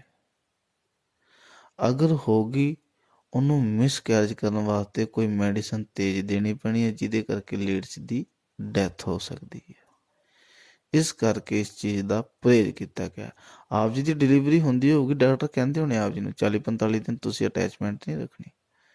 ਚਲੋ ਉਹ ਤਾਂ ਚੀਜ਼ਾਂ ਨਹੀਂ ਕਿ ਤੁਸੀਂ ਹੁਣ ਕੀ ਧਿਆਨ ਰੱਖਣਾ, ਉਸ ਟਾਈਮ ਤਾਂ ਰਾਜੇ ਮਹਾਰਾਜਿਆਂ ਦੀ ਗੱਲ ਸੀ।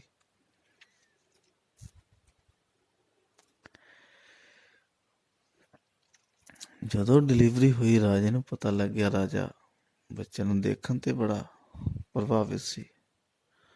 ਉਹਨੇ ਕਿਹਾ ਚਲੋ ਦੇਖ ਨਹੀਂ ਸਕਦਾ, ਮੈਂ ਟੱਚ ਤਾਂ ਕਰ ਲਾਂ। ਉਹਨੇ ਕਿਹਾ ਰਾਜਨ ਤੁਸੀਂ ਇਹਦੇ ਹੱਥ ਕਿਉਂ ਦੇਖ ਰਹੇ ਆ? ਕਹਿੰਦਾ ਮਹਾਮਾਇਆ ਦੀ ਜਿਹੜੀ ਭੈਣ ਸੀ, ਉਹਨੇ ਉਹਨੂੰ ਟੱਚ ਕਰਾਉਣ ਵਾਸਤੇ ਬੱਚੇ ਨੂੰ ਪਰਦੇ 'ਚ ਰੱਖਿਆ, ਇਕੱਲਾ ਹੱਥ ਕੱਢਿਆ। ਉਹ ਕਹਿੰਦੀ ਤੁਸੀਂ ਕੀ ਹੱਥ ਕਿਉਂ ਦੇਖ ਰਹੇ ਆ? ਕਹਿੰਦਾ ਮੈਂ ਕੋਈ ਪੰਡਤ ਤਾਂ ਨਹੀਂ ਹੈ ਕਿ ਮੈਂ ਇਹਦਾ ਹੱਥ ਦੇਖਾਂ, ਮੈਂ ਛਤਰੀ ਹਾਂ। ਛਤਰੀ ਨੇ ਦੇਖਣਾ ਕਿ ਇਹਦਾ ਹੱਥ ਸ਼ਸਤਰ ਚੱਕਣ ਨੂੰ ਕਿੰਨਾ ਕੁ ਮਜ਼ਬੂਤ ਹੈ।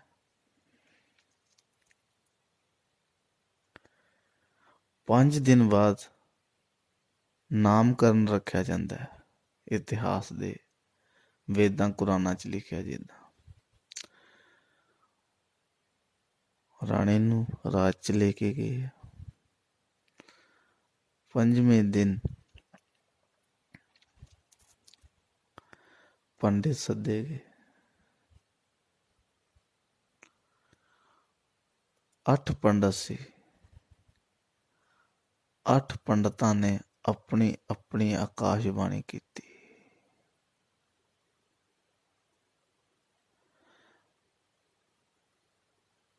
ਇਤਿਹਾਸ ਦੇ ਅਨੁਸਾਰ ਭੂਆ ਤੋਂ ਨਾਮਕਰਨ ਰਖਾਇਆ ਜਾਂਦਾ ਹੈ, ਬਾਪ ਦੀ ਭੈਣ ਕੋਲੋਂ। ਉਹਨੂੰ ਸਤਿਕਾਰਯੋਗ ਸੱਦਿਆ ਗਿਆ। ਉਹਨੇ ਆਖਿਆ ਦੱਸੋ ਕੀ ਨਾਂ ਰੱਖਣਾ ਹੈ? ਉਹਨੇ ਕਿਹਾ ਸਿਧਾਰਥ। ਸਿਧਾਰਥ ਦਾ ਮਤਲਬ ਹੁੰਦਾ ਹੈ ਜਿਹੜਾ ਸੰਸਾਰ ਦੀ ਹਰ ਇੱਕ ਚੀਜ਼ ਤੇ ਵਿਜੇ ਪਾ ਲੇ, ਜਿੱਤ ਲਵੇ ਹਰ ਇੱਕ ਚੀਜ਼ ਨੂੰ, ਉਹਨੂੰ ਸਿਧਾਰਥ ਕਿਹਾ ਜਾਂਦਾ। ਭੂਆ ਤੋਂ ਪਹਿਲਾਂ ਜਦੋਂ ਨੋਮਣੀ ਜੰਗਲ ਦੇ ਵਿੱਚ ਜਨਮ ਹੋਇਆ, ਉਸ ਟਾਈਮ ਮਹਾਮਾਇਆ ਦੀ ਭੈਣ ਨੇ, ਗੌਤਮੀ ਨੇ ਕਹਿਤਾ ਸੀ ਕਿ ਹੁਣ ਇਹਨੂੰ ਕਿਹੜੇ ਨਾਮ ਤੇ ਬੁਲਾਈਏ। ਮਹਾਮਾਇਆ ਨੇ ਹੀ ਨਾਮ ਇਹਦਾ ਸਿਧਾਰਥ ਰੱਖਤਾ ਸੀ। ਤੇ ਇਤਿਹਾਸ ਦੇ ਅਨੁਸਾਰ ਭੂਆ ਤੋਂ ਨਾਮ ਬੁਲਾਉਣਾ ਪੈਣਾ ਸੀ। ਸਤਿਕਾਰਯੋਗ ਨੂੰ ਸੱਦਿਆ ਗਿਆ ਤੇ ਉਹਨੇ ਕਿਹਾ ਜਦੋਂ ਅੱਗੇ ਫੇਰ ਕਿਰਪਾ ਹੋਈ ਨਾ, ਗੌਤਮੀ ਨੂੰ ਕਿਹਾ ਕਿ ਤੇਰੇ ਤੇ ਹੁਣ ਜੇ ਕਿਰਪਾ ਹੋਈ ਪਰਮਾਤਮਾ ਦੀ, ਤੂੰ ਬੱਚੇ ਦੀ ਮਾਂ ਬਣੀ, ਤੂੰ ਨਾਂ ਨਹੀਂ ਰੱਖਣਾ, ਹੁਣ ਮੈਂ ਆ ਕੇ ਆਪ ਹੀ ਰੱਖੂੰਗੀ। ਮਹਾਮਾਇਆ ਨੇ ਨਾਂ ਰੱਖਤਾ ਸੀ ਉਹਦਾ ਸਿਧਾਰਥ। ਸਿਧਾਰਥ ਦੀ ਜਦੋਂ ਕੁੰਡਲੀਆਂ ਖੋਲ੍ਹੀਆਂ ਗਈਆਂ, 8 ਉੱਥੇ ਪੰਡਤ ਸੀ ਚੋਟੀ ਦੇ। ਮੇਰੇ ਵਰਗਾ ਤਾਂ ਨਹੀਂ ਹੋਣੇ, ਨੀਚ ਚੋਟੀ ਦੇ ਪੰਡਤ ਸੀ, ਕੁਲ ਦੇ ਪੰਡਤ ਉਹਨਾਂ ਦੇ। ਜਿਹੜੇ ਕੁਲ ਦੇ ਪੰਡਤ ਸੀ ਉਹ 2 ਸੀ, 6 ਬਾਹਰ ਦੇ ਪੰਡਤ ਸੀ। ਸਾਰਿਆਂ ਨੇ ਆਪਣੇ ਆਪਣੇ ਵਿਚਾਰ ਦੱਸੇ। ਕੋਈ ਕਹੇ ਸਮਰਾਟ ਬਣੂਗਾ, ਕੋਈ ਕਹੇ ਵਿਸ਼ਾਲ ਸਮਰਾਟ ਰਾਜਾ ਬਣੂਗਾ। ਨਛੱਤਰ ਕੁੰਡਲੀਆਂ ਦੇ ਅਨੁਸਾਰ ਅੱਜ ਕਿਤੇ ਵੀ ਚੱਲ ਜੀਏ ਨਾ, ਕਈ ਕਹਿ ਦਿੰਦੇ ਅਸੀਂ ਇਹਨਾਂ ਤੇ ਭਰੋਸਾ ਨਹੀਂ ਕਰਦੇ। ਜਿਨ੍ਹਾਂ ਦਾ ਆਪਣੇ ਤੇ ਭਰੋਸਾ ਨਹੀਂ ਕਦੇ ਬਣਿਆ, ਉਹ ਕੁੰਡਲੀਆਂ ਦੇ ਕੀ ਭਰੋਸਾ ਕਰਨਗੇ। ਜਿਨ੍ਹਾਂ ਨੇ ਆਪਣੇ ਤੇ ਕਦੇ ਛਣ ਜਿੰਨਾ ਭਰੋਸਾ ਨਹੀਂ ਬਣਾਇਆ, ਇਤਿਹਾਸ ਤੇ ਕੀ ਭਰੋਸਾ ਕਰਨਗੇ। ਪੰਡਿਤ ਪੁਰੋਹਿਤਾਂ ਦੀ ਕੁੰਡਲੀਆਂ ਦਰਅਸਲ ਝੂਠੀਆਂ ਨਹੀਂ ਹੈ। ਮੈਂ ਉਸ ਪੰਡਿਤਾਂ ਦੀ ਗੱਲ ਕਰਦਾ ਜਿਹੜੇ ਬ੍ਰਾਹਮਣ ਪੂਰਨ ਬ੍ਰਹਮ ਗਿਆਨ ਤੋਂ ਪ੍ਰਾਪਤੀ ਕਰ ਪਾਏ ਹੈ। ਉਹਨਾਂ ਦੀ ਆਕਾਸ਼ ਬਾਣੀਆਂ ਕੁੰਡਲੀਆਂ ਤੋਂ ਵੀ ਅਟਲ ਹੈ। ਕੁੰਡਲੀ ਦੇ ਵਿੱਚ ਤੁਸੀਂ ਸ਼ੰਕਾ ਰੱਖਦੇ ਆ, ਉਹਨਾਂ ਦੀ ਜ਼ਬਾਨ ਦੀ ਕੋਈ ਸ਼ੰਕਾ ਨਹੀਂ ਹੋ ਸਕਦੀ। ਉਹ 8 ਸੀ, ਵੇਦ ਗ੍ਰੰਥ ਪੜ੍ਹੇ ਸੀ, ਸਟੱਡੀ ਦੇ ਅਨੁਸਾਰ ਉਹਨਾਂ ਨੇ ਆਪਣੀ ਆਪਣੀ ਰਾਜੇ ਨੂੰ ਵਿਆਖਿਆ ਦੱਸੀ। ਕੋਈ ਕਹੇ ਸਮਰਾਟ ਬਣੋ, ਕੋਈ ਕਹੇ ਇਹ ਬਣੋ, ਕੋਈ ਕਹੇ ਸੰਪੂਰਨ। ਏਦਾਂ ਜਦੋਂ ਸਾਰਿਆਂ ਤੋਂ ਪੁੱਛਿਆ ਗਿਆ, ਉਹਨਾਂ ਦੇ 2 ਸ਼ਬਦ ਸੀ। ਕਹਿੰਦੇ ਇਹਦੀ ਕੁੰਡਲੀ ਦੇ ਜਿਹੜੇ ਨਛੱਤਰ ਹੈ ਉਹ ਕਹਿ ਰਹੇ ਹੈ ਜਾਂ ਤਾਂ ਇਹ ਸਮਰਾਟ ਬਣੂਗਾ ਜਾਂ ਫਿਰ ਇਹ ਬੈਰਾਗੀ ਬਣੂਗਾ, ਸੰਨਿਆਸੀ। ਰਾਜੇ ਨੂੰ ਗੱਲ ਜੱਚੀ, ਭਰੋਸਾ ਟਿਕਦਾ ਸੀ, ਕੁਲਦੇ ਸੀ। ਔਰ ਬਾਹਰੋਂ ਜਿਹੜੇ ਸੱਦੇ ਸੀ ਉਹ ਵੀ ਚੋਟੀ ਦੇ ਸੀ। ਆਕਾਸ਼ਬਾਣੀ ਉਹਨਾਂ ਦੀ ਵੀ ਗਲਤ ਨਹੀਂ ਸੀ। ਇੱਕ ਉਹਨਾਂ 'ਚ ਪੰਡਿਤ ਸੀ, ਕਿਆ ਬਾਤ ਉਹਨਾਂ ਦੀ। ਇਹ ਦਾਸ ਉਹਨਾਂ ਵੀ ਮਿਲੇ ਉੱਪਰ ਜਾ ਕੇ। ਇਹ ਦਾਸ ਨੇ ਤਰਕ ਨਹੀਂ, ਇਤਿਹਾਸ ਤੇ ਸ਼ੰਕਾ ਨਹੀਂ। ਸ਼ੰਕਾ ਉਹਨਾਂ ਤੇ ਕਰਨੀ ਸੀ ਜਿਨ੍ਹਾਂ ਨੇ ਇਤਿਹਾਸ ਗਲਤ ਲਿਖੇ ਹੈ। ਜਿਹਦਾ ਇਤਿਹਾਸ ਉਤੇ ਕੀ ਸ਼ੰਕਾ। ਬੁੱਧ ਦੀ ਜਿਹਨੇ ਪ੍ਰਾਪਤੀ ਕੀਤੀ, ਖੁਦ ਬੋਧ ਹੋ ਗਿਆ, ਉਹਤੇ ਕਾਹਦੀ ਸ਼ੰਕਾ।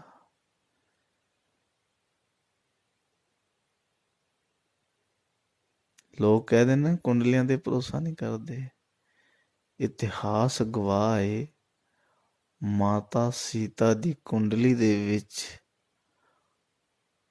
ਲਿਖਿਆ ਸੀ ਕਿ ਬਨਵਾਸ ਹੈ, ਔਰ ਰਾਜਾ ਰਾਮ ਦੀ ਕੁੰਡਲੀ 'ਚ ਨਹੀਂ ਲਿਖਿਆ ਸੀ ਬਨਵਾਸ। ਉਹ ਕੁੰਡਲੀ 'ਚ ਬਨਵਾਸ ਹੈ ਹੀ ਨਹੀਂ ਸੀ। ਸੀਤਾ ਦੀ ਕੁੰਡਲੀ 'ਚ ਬਨਵਾਸ ਸੀ। ਔਰ ਇਹ ਵੀ ਸੀ ਕਿ ਜਦੋਂ ਇਹਦਾ ਜਿਹਦੇ ਨਾਲ ਵਿਆਹ ਹੋ ਗਿਆ ਉਹਨੂੰ ਵੀ ਬਨਵਾਸ ਕੱਟਣਾ ਪੈਣਾ। ਕਟਾ ਕੇ ਹਟਿਆ। ਬੁੱਧ ਦੀ ਕੁੰਡਲੀ ਦੇ ਵੀ ਸੰਨਿਆਸ ਸੀ, ਪਰ ਪੰਡਤਾਂ ਦੀ 2 ਰਾਏ ਸੀ। ਰਾਏ ਤਾਂ ਫਿਰ ਇੱਕ ਹੋਣੀ ਚਾਹੀਦੀ ਹੈ, ਉਹ ਇੱਕ ਹੈ। ਉਹ ਫਿਰ ਪੰਡਤ ਬ੍ਰਾਹਮਣ ਪੂਰਨ ਸੀ। ਪੂਰਨ ਸੀ।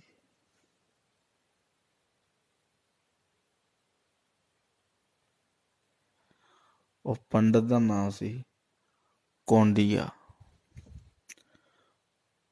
ਕੌਂਡੀਆ ਪੰਡਤ ਸੀ ਉਹ। ਉਹਨੇ ਕਿਹਾ, ਕੌਂਡੀਆ ਪੰਡਤ ਜੀ ਤੁਸੀਂ ਆਪਣੀ ਰਾਏ ਦੱਸੋ। ਕਹਿੰਦਾ ਮੇਰੀ ਇੱਕ ਹੀ ਰਾਏ ਹੈ, ਇਹ ਸੰਨਿਆਸੀ ਬਣੂਗਾ। ਉਹ ਤੇ ਭਰੋਸਾ ਕੀਤਾ ਜਾ ਸਕਦਾ ਸੀ, ਪਰ ਜਿਹੜੀ ਤੁਹਾਡੇ ਨਾਲ ਗੱਲ ਦੀ ਤਾਲਮੇਲ ਹੋ ਜੇ ਨਾ, ਤੇ ਤੁਸੀਂ ਉਹ ਤੇ ਭਰੋਸਾ ਕਰਦੇ ਆ।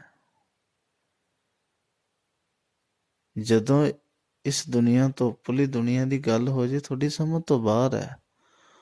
ਉਹਨੇ ਰਾਜਨੀਤੀ ਕੀਤੀ, ਰਾਜੇ ਨੇ ਰਾਜਨੀਤੀ 'ਚ ਹੀ ਗੱਲ ਰੱਖੀ। ਉਹਨੇ ਕਿਹਾ 7 ਜਣੇ ਕਹਿ ਰਹੇ ਹੈ ਕਿ ਚੱਕਰਵਰਤੀ ਸਮਰਾਟ ਬਣੂਗਾ। ਇਹ ਇਕੱਲੇ ਹੀ ਕਹਿ ਰਿਹਾ ਕਿ ਮੇਰੀ ਇੱਕ ਹੀ ਰਾਏ ਹੈ, ਸੰਨਿਆਸੀ ਬਣੂਗਾ।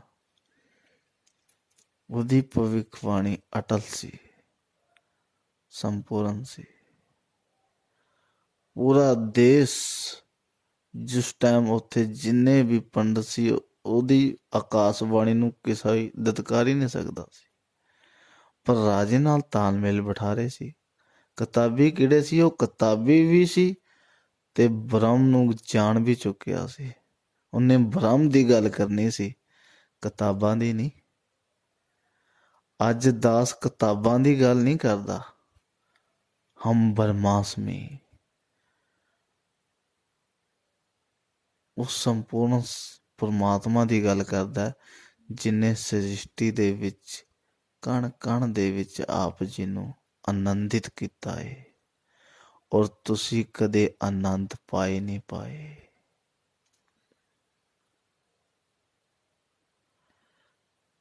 ਜਦੋਂ ਪੰਡਿਤ ਕੌਂਡੀਆਂ ਨੇ ਕਹਿਤਾ ਨਾ ਕਿ ਇਹ ਸਮਰਾਟ ਨਹੀਂ ਸੰਨਿਆਸੀ ਬਣੂਗਾ, ਰਾਜੇ ਦੇ ਪੈਰਾਂ ਹੇਠਾਂ ਮਿੱਟੀ ਸਰਕ ਗਈ। ਇੰਨੇ ਚਿਰ ਬਾਅਦ ਕਿਰਪਾ ਹੋਈ ਤੇ ਇਹ ਕੀ ਬਣਿਆ? ਰਾਜਪਾਟ ਕਿੰਨੇ ਸੰਭਾਲਣਾ ਹੈ? ਛਤਰੀਆ ਦੇ ਵਿੱਚ ਸੰਨਿਆਸੀ ਨਹੀਂ ਹੋ ਸਕਦਾ।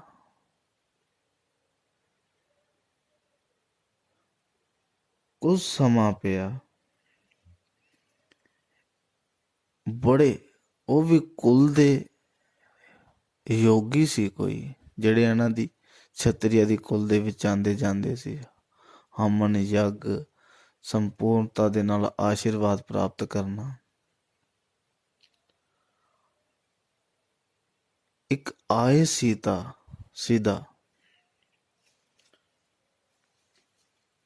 ਸੰਨਿਆਸੀ ਸੀ, ਜੋਗੀ ਸੀ, ਸਿੱਧ ਯੋਗੀ। ਉਹਦਾ ਨਾਮ ਸੀ ਆਏ ਸਿੱਧ। ਉਹ ਬੜੇ ਚਿਰ ਤੇ ਤਪੱਸਿਆ ਤੇ ਬੈਠਾ ਸੀ। ਬਹੁਤ ਬੜਾ ਸੀ ਉਹਨੂੰ, ਬਹੁਤ ਦਾ ਗਿਆਨ ਬੜਾ ਸੀ ਉਹਨੂੰ, ਬਹੁਤ ਗਿਆਨ ਸੀ ਬਹੁਤ ਦਾ। ਆਏ ਸੀ ਤਾਂ ਜਦੋਂ ਉਹਨੂੰ ਪਤਾ ਲੱਗਿਆ ਨਾ ਕਿ ਬੋਧ ਕਿਸੇ ਸੰਪੂਰਨ ਜੀਵ ਆਤਮਾ ਨੇ ਜਨਮ ਲਿੱਤਾ, ਉਹ ਆਪਣੀ ਤਪੱਸਿਆ ਛੱਡ ਕੇ ਬੋਧ ਦੇ ਦਰਸ਼ਨ ਕਰਨ ਵਾਸਤੇ ਆ ਗਿਆ। ਜਦੋਂ ਰਾਜ ਮਹਿਲ ਪਹੁੰਚਿਆ ਤੇ ਸੁਨੇਹਾ ਪਹੁੰਚਿਆ, ਆਏ ਸਿੱਧ ਆਇਆ ਜੋਗੀ ਤੇ ਰਾਜੇ ਨੂੰ ਮਿਲਣਾ ਚਾਹੁੰਦਾ। ਸਤਿਕਾਰਯੋਗ ਰਾਜੇ ਨੇ ਮਹਿਲ ਚੋਂ ਜਦੋਂ ਬਾਹਰ ਆ ਕੇ ਉਹਦਾ ਸਵਾਗਤ ਕੀਤਾ ਨਾ, ਤੇ ਉਹ ਜੋਗੀ ਨੇ ਕਿਹਾ ਕਿ ਰਾਜਨ, ਮੈਂ ਤੈਨੂੰ ਮਿਲਣ ਵਾਸਤੇ ਨਹੀਂ ਆਇਆ, ਮੈਂ ਉਸ ਸੰਪੂਰਨ ਜਿਹੜੇ ਤੇਰੇ ਘਰ ਦੇ ਵਿੱਚ ਜਨਮ ਲਿੱਤਾ ਉਹਨੂੰ ਮਿਲਣ ਵਾਸਤੇ ਆਇਆ। ਵਾਹ ਵਾਹ, ਕਿਰਪਾ ਹੋਈ।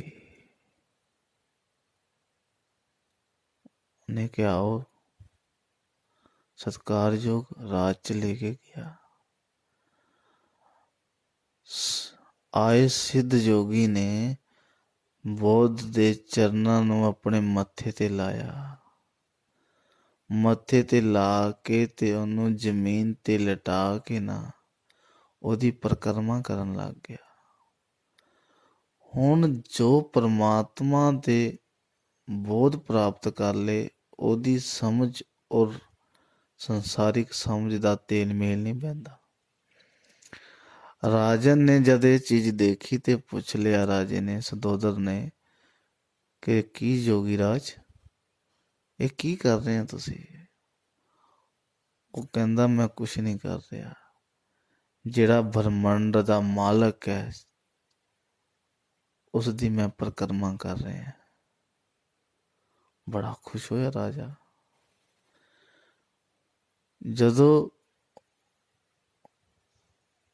ਪਰਿਕਰਮਾ ਕਰਕੇ ਬੁੱਧ ਦੇ ਚਰਨਾਂ 'ਚ ਬੈਠਾ ਤੇ ਵੈਰਾਗੀ ਹੋ ਗਿਆ, ਰੋਣ ਲੱਗ ਪਿਆ। ਔਰ ਅੱਖਾਂ 'ਚੋਂ ਅਥਰੂ ਜਦੋਂ ਡਿੱਗੇ ਨਾ, ਰਾਜਨ ਘਬਰਾ ਗਿਆ। ਰਾਜੇ ਨੇ ਪੁੱਛਿਆ, ਆਏ ਸਿੱਧ ਯੋਗੀ ਜੀ, ਕੋਈ ਇਹਦੇ ਜੀਵਨ ਦੇ ਵਿੱਚ ਕਠਿਨਾਈ ਹੈ? ਤੁਸੀਂ ਕਿਉਂ ਵਿਰਾਗ 'ਚ ਆ ਗਏ, ਕਿਉਂ ਰੋ ਰਹੇ ਹੈ? ਕੀ ਕਠਿਨਾਈ ਇਹਦੇ ਜੀਵਨ ਦੇ ਵਿੱਚ? ਉਹ ਕਹਿੰਦੇ, ਰਾਜਨ, ਇਹਦੇ ਜੀਵਨ 'ਚ ਕੋਈ ਕਠਿਨਾਈ ਨਹੀਂ, ਤੇ ਨਾ ਮੈਂ ਇਹਦੇ ਜੀਵਨ 'ਚ ਕਠਿਨਾਈ ਕਰਕੇ ਰੋ ਰਿਹਾ। ਮੇਰੇ ਰੋਣ ਦਾ ਕਾਰਨ ਇਹ ਹੈ ਕਿ ਮੇਰਾ ਸਰੀਰ ਬਿਰਧ ਹੋ ਗਿਆ। ਜਦੋਂ ਇਸ ਨੂੰ ਬੋਧ ਦੀ ਪ੍ਰਾਪਤੀ ਹੋਣੀ ਹੈ ਨਾ, ਮੈਂ ਇਹਦਾ ਆਸ਼ੀਰਵਾਦ ਲੈਣ ਵਾਸਤੇ ਸੰਸਾਰ 'ਚ ਨਹੀਂ ਹੋਣਾ। ਉਹ ਕਹਿੰਦੇ ਸਿੱਧ ਯੋਗੀ ਜੀ ਤੁਹਾਡੀ ਗੱਲ ਠੀਕ ਹੈ, ਪਰ ਮੈਂ ਇੱਕ ਬੇਨਤੀ ਕਰਦਾ, ਇਹ ਸਮਰਾਟ ਬਣੂਗਾ, ਸਮਰਾਟ। ਛਤਰੀਆ ਦਾ ਪੁੱਤਰ ਹੈ ਇਹ, ਸਮਰਾਟ ਬਣੂਗਾ, ਸਮਰਾਟ ਤੋਂ ਇਲਾਵਾ ਕੁਛ ਨਹੀਂ। ਤੁਸੀਂ ਕਹਿੰਦੇ ਇਹ, ਕਹਿੰਦੇ ਨਹੀਂ, ਕਹਿੰਦੇ ਮੈਨੂੰ ਸਮਰਾਟ ਬਣਾਉਣਾ, ਛਤਰੀਏ ਦਾ ਪੁੱਤਰ ਹੈ। ਛਤਰੀਏ ਦੇ ਪੁੱਤਰ ਦਾ ਕਰਤੱਵ ਹੈ ਆਪਣੀ ਪ੍ਰਜਾ ਦੀ ਰੱਖਿਆ ਕਰਨਾ ਤੇ ਰਾਜ ਪਾਠ ਸੰਭਾਲਣਾ। ਉਹ ਕਹਿੰਦੇ ਰਾਜਨ, ਇਹ ਮੇਰੀ ਭਵਿੱਖਬਾਣੀ ਹੈ, ਇਹ ਸੰਨਿਆਸੀ ਬਣੂਗਾ। ਇਹ ਸ਼ਸਤਰਾਂ ਤੋਂ ਤਾਂ ਦੂਰ, ਇਹ ਐਸੇ ਸ਼ਸਤਰਾਂ ਤੇ ਆਪਣੀ ਵਿਜਿਆ ਮਾਨੂਗਾ ਕਿ ਇਹਦੇ ਅੱਗੇ ਸਾਰੇ ਸ਼ਸਤਰ ਫਿੱਕੇ ਹੋ ਜਾਣਗੇ। ਉਹ ਕਹਿੰਦੇ ਨਹੀਂ, ਇਹ ਹੋਣ ਹੀ ਨਹੀਂ ਦੇਣਾ। ਜੇ ਇਹ ਤੁਹਾਡੀ ਆਕਾਸ਼ਬਾਣੀ ਹੈ, ਮੈਂ ਉਹਦਾ ਵਿਧੀ ਵਿਧਾਨ ਬਦਲ ਦੂੰਗਾ। ਰਾਜਨ ਕਹਿੰਦਾ ਇਹਨੂੰ ਇਸ ਤਰ੍ਹਾਂ ਦਾ ਕੁਛ ਹੋਣ ਹੀ ਨਹੀਂ ਦੇਣਾ ਪ੍ਰਤੀਤ ਕਿ ਇਹ ਸੰਨਿਆਸੀ ਬਣੇ। ਉਹ ਕਹਿੰਦਾ ਤੂੰ ਉਹਦੀ ਵਿਧੀ ਨੂੰ ਕਦੇ ਟਾਲ ਹੀ ਨਹੀਂ ਸਕਦਾ ਸੰਨਿਆਸੀ। ਕਹਿੰਦਾ ਤੂੰ ਰਾਜਨ ਉਹਦੀ ਵਿਧੀ ਨੂੰ ਕਿੱਦਾਂ ਦਤਕਾਰੂੰਗਾ, ਕਿੱਦਾਂ ਨਕਾਰੂੰਗਾ? ਇਹ ਵਿਧੀ ਨੂੰ ਤੂੰ ਅਟਲ ਹੈ। ਉਹ ਕਹਿੰਦੇ ਯੋਗੀ ਰਾਜ ਨੂੰ ਕਹਿੰਦੇ ਤੁਸੀਂ ਇਸ ਰਾਜ ਤੋਂ ਜਾ ਸਕਦੇ ਆ। ਉਹ ਕਹਿੰਦਾ ਮੇਰੇ ਜਾਣ ਨਾਲ ਇਹ ਸੰਨਿਆਸ ਕਦੇ ਵੀ ਆਪਣਾ ਸੰਨਿਆਸ ਨਹੀਂ ਬਦਲੂਗਾ। ਕਹਿੰਦੇ ਰਾਜਨ ਮੈਂ ਤਾਂ ਚਲੀ ਜਾਣਾ। ਇਹਨੂੰ ਸ਼ਸਤਰਾਂ ਦੀ ਭਾਸ਼ਾ ਨਹੀਂ, ਇਹਨੂੰ ਗ੍ਰੰਥਾਂ ਦੀ ਭਾਸ਼ਾ ਸਮਝਾ। ਤੇਰੇ ਰਾਜ ਦੇ ਵਿੱਚ ਇੱਕ ਐਸਾ ਮਹਾਂਪਰਲੇ ਆਇਆ ਏ ਜਿਹੜਾ ਸਮੁੰਦਰ ਵੀ ਇਹਦਾ ਸਾਹਮਣਾ ਨਹੀਂ ਕਰ ਸਕਦਾ। ਰਾਜੇ ਨੂੰ ਉਸ ਦੀ ਬਾਣੀ ਤੇ ਬਹੁਤ ਭਰੋਸਾ ਸੀ, ਪਰ ਰਾਜਨ ਦੇ ਅੰਦਰ ਐਸਾ ਚੋਟ ਵੱਜੀ, ਉਹਨੇ ਆਖਿਆ ਨਹੀਂ, ਇਹਨੂੰ ਮੈਂ ਸੰਨਿਆਸੀ ਬਣਨ ਨਹੀਂ ਦੇਣਾ।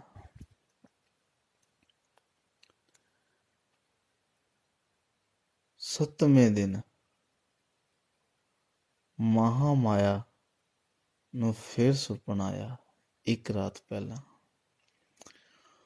ਉਸ ਪ੍ਰਭੂ ਪਰਮੇਸ਼ਵਰ ਦਾ ਹੁਕਮਨਾਮਾ ਆਇਆ। ਉਹਨੂੰ ਆਕਾਸ਼ਬਾਣੀ ਹੋਈ ਸੁਪਨ ਦੇ ਵਿੱਚ ਕਿ ਜਿਹੜਾ ਤੇਰਾ ਕਰਮ ਸੀ ਉਹ ਤੂੰ ਕਰਤਾ। ਇੱਕ ਸੰਪੂਰਨ ਸੰਤ ਨੂੰ ਆਪਣੀ ਕੋਖ ਤੋਂ ਜਨਮ ਦੇਣਾ ਸੀ, ਉਹ ਦੇਤਾ। ਹੁਣ ਆ ਜਾ, ਤੇਰੀ ਵਾਪਸੀ ਹੈ। ਮਹਾਮਾਇਆ ਤਰਲੇ ਕਰਦੀ ਹੈ ਪ੍ਰਭੂ ਪਰਮਾਤਮਾ ਦੇ ਕਿ ਹਜੇ ਤਾਂ ਉਹ 5-6 ਦਿਨ ਦਾ ਏ, ਉਹਨੂੰ ਬੁੱਧ ਦੀ ਪ੍ਰਾਪਤੀ ਹੋਣ ਵਾਸਤੇ ਮੈਨੂੰ ਆਸ਼ੀਰਵਾਦ ਵੀ ਨਹੀਂ ਮਿਲਣਾ।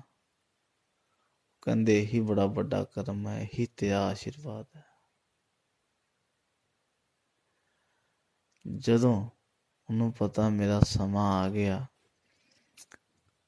ਰਾਜਨ ਨੂੰ ਅੰਦਰ ਜਾਣ ਦੀ ਇਜਾਜ਼ਤ ਨਾ ਦੇਣ ਪੰਡਤ। ਕਹਿੰਦੇ ਵਿਧੀ ਅਨੁਸਾਰ ਤੁਸੀਂ ਉਹਦੇ ਮੱਥੇ ਨਹੀਂ ਲੱਗਣਾ। ਮਹਾਮਾਇਆ ਦੀ ਭੈਣ ਆਖੇ ਕਿ ਜੋ ਵੀ ਸਾਨੂੰ ਦੰਡ ਮਿਲਿਆ ਸੀ ਭੋਗ ਲਾਂਗੇ, ਪਰ ਇਹ ਸਮਾਂ ਲਾਸਟ ਨੂੰ ਮਿਲਣ ਦਾ ਹੈ। ਰਾਜਨ ਆ ਜਾਓ। ਰਾਜਨ ਨੇ ਸਾਰੇ ਗ੍ਰੰਥਾਂ ਦੇ ਨੇਮ ਤੋੜਤੇ, ਮਹਾਮਾਇਆ ਨੂੰ ਮਿਲਣ ਚੱਲ ਗਏ। ਔਰ ਲਾਸਟ ਸਮੇਂ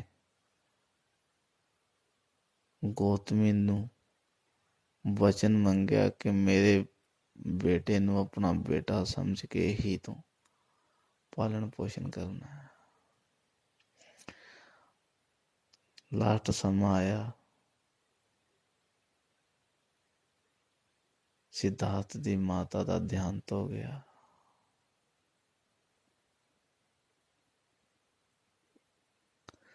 ਤੀਹ ਦਿਨ ਗੁਜ਼ਰੇ। 30 ਦਿਨ ਗੁਜ਼ਰਨ ਤੋਂ ਬਾਅਦ ਰਾਜਨ ਇੰਨਾ ਬਰਾਗ 'ਚ ਸੀ,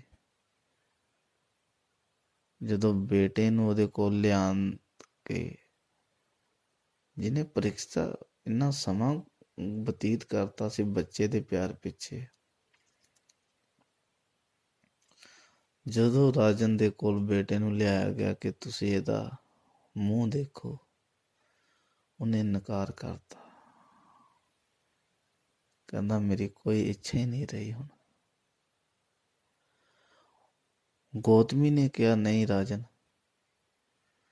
ਇਹਦੇ ਵਿੱਚ ਮਹਾਮਾਇਆ ਦਾ ਪਿਆਰ ਹੈ, ਜੇ ਇਹਨੂੰ ਦਤਕਾਰਿਆ ਤੇ ਸਮਝ ਲਓ ਮਹਾਮਾਇਆ ਨੂੰ ਦਤਕਾਰਤਾ, ਅੱਜ ਵੀ ਇਹਦੇ ਅੰਦਰ ਹੈ।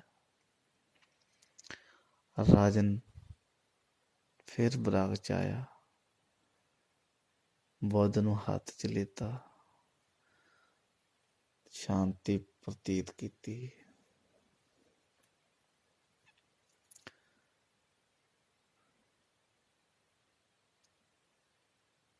ਪਰਮਾਤਮਾ ਨੂੰ ਜਦੋਂ ਗੋਦ 'ਚ ਲਿੱਤਾ ਹੋਣਾ, ਕੀ ਪ੍ਰਤੀਤ ਹੋਇਆ ਹੋਣਾ ਉਹਨੂੰ। ਇਤਿਹਾਸ ਦੱਸਦਾ ਹੈ ਜਿਹੜਾ ਸਦੋਦਰ ਸੀ ਨਾ ਰਾਜਾ, ਗੌਤਮ ਬੁੱਧ ਦਾ ਬਾਪ, ਉਹ ਕਹਿੰਦੇ ਕੋਈ ਪੁੰਨ, ਸੰਪੂਰਨ ਪੁੰਨ ਕੀਤੇ ਹੋਣੇ ਜਿਹੜਾ ਉਹਦਾ ਬਾਪ ਹੋਇਆ। ਬਸ ਇੰਨਾ ਲਿਖਿਆ ਇਤਿਹਾਸ ਦੇ ਵਿੱਚ ਕਿ ਪਿਛਲੇ ਕੋਈ ਪੁੰਨ ਕੀਤੇ ਹੋਣੇ। ਜਦੋਂ ਦਾਸ ਨੇ ਪੂਰੇ ਇਤਿਹਾਸ 'ਚ ਖੋਜ ਕੱਢੀ, ਜਿਹਨੇ ਸ੍ਰਿਸ਼ਟੀ ਦੇ ਵਿੱਚ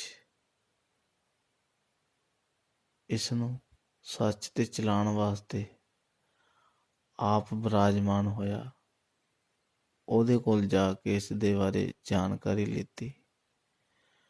ਉਸ ਪ੍ਰਭੂ ਪਰਮਾਤਮਾ ਨੇ ਕਿਹਾ ਕਿ ਬੜੇ ਚਿਰ ਦੀ ਇੱਛਾ ਸੀ ਇਹਦੇ ਅੰਦਰ, ਬੜੇ ਲਗਭਗ 3000 ਸਾਲ ਮੇਰੀ ਯਾਦ 'ਚ ਬੈਠਾ ਰਿਹਾ ਕਿ ਬੜਾ ਚਿਰ ਹੋ ਗਿਆ ਤੈਨੂੰ ਪੁਕਾਰਦੇ। ਪਿਤਾ ਕਹਿੰਦੇ ਪਰਮੇਸ਼ਵਰ ਪਿਤਾ ਪਿਤਾ। ਉਹ ਕਹਿੰਦੇ ਇੱਕ ਦਿਨ ਮੈਂ ਜਾ ਕੇ ਇਹਨੂੰ ਕਿਹਾ ਕਿ ਨਹੀਂ, ਹੁਣ ਮੈਂ ਤੇਰਾ ਪੁੱਤਰ ਬਣੂੰਗਾ, ਤੂੰ ਮੇਰਾ ਪਿਤਾ ਬਣੀ। ਉਹ ਮੈਨੂੰ ਪੁਕਾਰਦਾ ਰਿਹਾ ਤੇ ਮੈਂ ਉਹਨੂੰ ਕਦੇ ਨਿਰਾਸ਼ ਨਹੀਂ ਕੀਤਾ। ਜਾਂਦਾ ਸੀ, ਉਹਨੂੰ ਆਖਿਆ ਬਸ ਪਿਤਾ ਦਾ ਰੋਲ ਬੜਾ ਨਿਭਾ ਲਿਆ, ਹੁਣ ਮੈਂ ਤੇਰਾ ਬੇਟਾ ਤੇ ਤੂੰ ਮੇਰਾ ਪਿਤਾ ਬਣ। ਤੈਨੂੰ ਪਤਾ ਲੱਗੇ ਜਿਵੇਂ ਮੈਂ ਤੈਨੂੰ ਪੁਕਾਰਦਾ ਤੂੰ ਮੈਨੂੰ ਪੁਕਾਰੂੰਗਾ, ਕਿੰਨਾ ਅਨੁਭਵ ਹੋਊਗਾ। ਜਿਹੜਾ ਰਾਜਾ ਸੀ 3000 ਸਾਲ ਪਹਿਲਾਂ ਤਪ ਕਰਦਾ ਰਿਹਾ ਪ੍ਰਭੂ ਪਰਮੇਸ਼ਵਰ ਦੀ ਯਾਦ ਦੇ ਵਿੱਚ, ਤੇ ਇਸ ਕਰਕੇ ਉਸ ਨੂੰ ਪ੍ਰਾਪਤੀ ਹੋਈ ਗੌਤਮ ਬੁੱਧ ਦੇ ਬਾਪ ਬਣਨ ਦੀ। ਇਤਿਹਾਸ 'ਚ ਨਹੀਂ ਲਿਖਿਆ, ਇਤਿਹਾਸ 'ਚ ਨਹੀਂ ਲਿਖਿਆ ਕਿ ਬਹੁਤ ਪੁੰਨ ਦਾਨ ਕੀਤੇ ਹੋਣੇ, ਮੋਤੀ ਹੀਰੇ। ਹੀਰੇ ਮੋਤੀ ਦਾਨ ਕਰਨ ਨਾਲ ਪਰਮਾਤਮਾ ਖੁਸ਼, ਉਹ ਤਾਂ ਇੱਕ ਐਸਾ ਅਨਮੋਲ ਰਤਨ ਹੈ, ਇੱਕ ਐਸਾ ਕੋਹਿਨੂਰ ਹੀਰਾ ਏ, ਜਿੰਨੇ ਕੰਕਰ ਪੱਥਰ ਉਹਦੇ ਤੋਂ ਲੱਥਦੇ ਹੈ ਉਹ ਸਾਰੇ ਹੀਰੇ ਮੋਤੀ ਹੈ। ਕੋਹਿਨੂਰ ਤਾਂ ਇੱਕ ਹੀ ਹੈ। ਜਦੋਂ ਰਾਜਨ ਨੇ ਬੁੱਧ ਨੂੰ ਹੱਥ 'ਚ ਲਿੱਤਾ, ਇੱਕ ਵਾਰੀ ਉਹਨੂੰ ਪੁਰਾਣਾ 3000 ਸਾਲ ਪੁਰਾਣੀ ਸਮਰਥੀ ਯਾਦ ਆ ਗਈ ਕਿ ਇਹ ਉਹੀ ਲਫ਼ਜ਼ ਹੈ ਕਿ ਦੇਖੀ ਕਿੱਦਾਂ ਅਨੁਭਵ ਕਰੂੰਗਾ ਤੂੰ। ਰਾਜਨ ਦੀ 3000 ਸਾਲ ਪਹਿਲਾਂ ਮੁਕਤੀ ਨਹੀਂ ਹੋਈ ਸੀ। ਜਦੋਂ ਬੁੱਧ ਨੂੰ ਆਪਣੇ ਹੱਥਾਂ 'ਚ ਲਿੱਤਾ, ਉਸ ਟਾਈਮ ਹੀ ਮੁਕਤੀ ਕਰਤੀ ਬੁੱਧ ਨੇ। ਉਹ ਪ੍ਰਭੂ ਪਰਮਾਤਮਾ ਨੇ ਉਸ ਟਾਈਮ ਹੀ ਮੁਕਤੀ ਕਰਤੀ ਉਹਦੀ। ਹੱਥਾਂ 'ਚ ਲੈ ਕੇ ਇੰਨਾ ਆਨੰਦਿਤ ਹੋਇਆ। ਸਾਰੇ ਦੁੱਖ, संसारिक दुख और सुख सुख नहीं है, दुख दुख भी नहीं है। सारे दुख सुख ऐसा भुलिया। पिछले 3000 साल दे समा चेता आ गया, ते जदों चेता आ गया ऐसी कृपा की मोक्ष की प्राप्ति मिल गई उन्हें।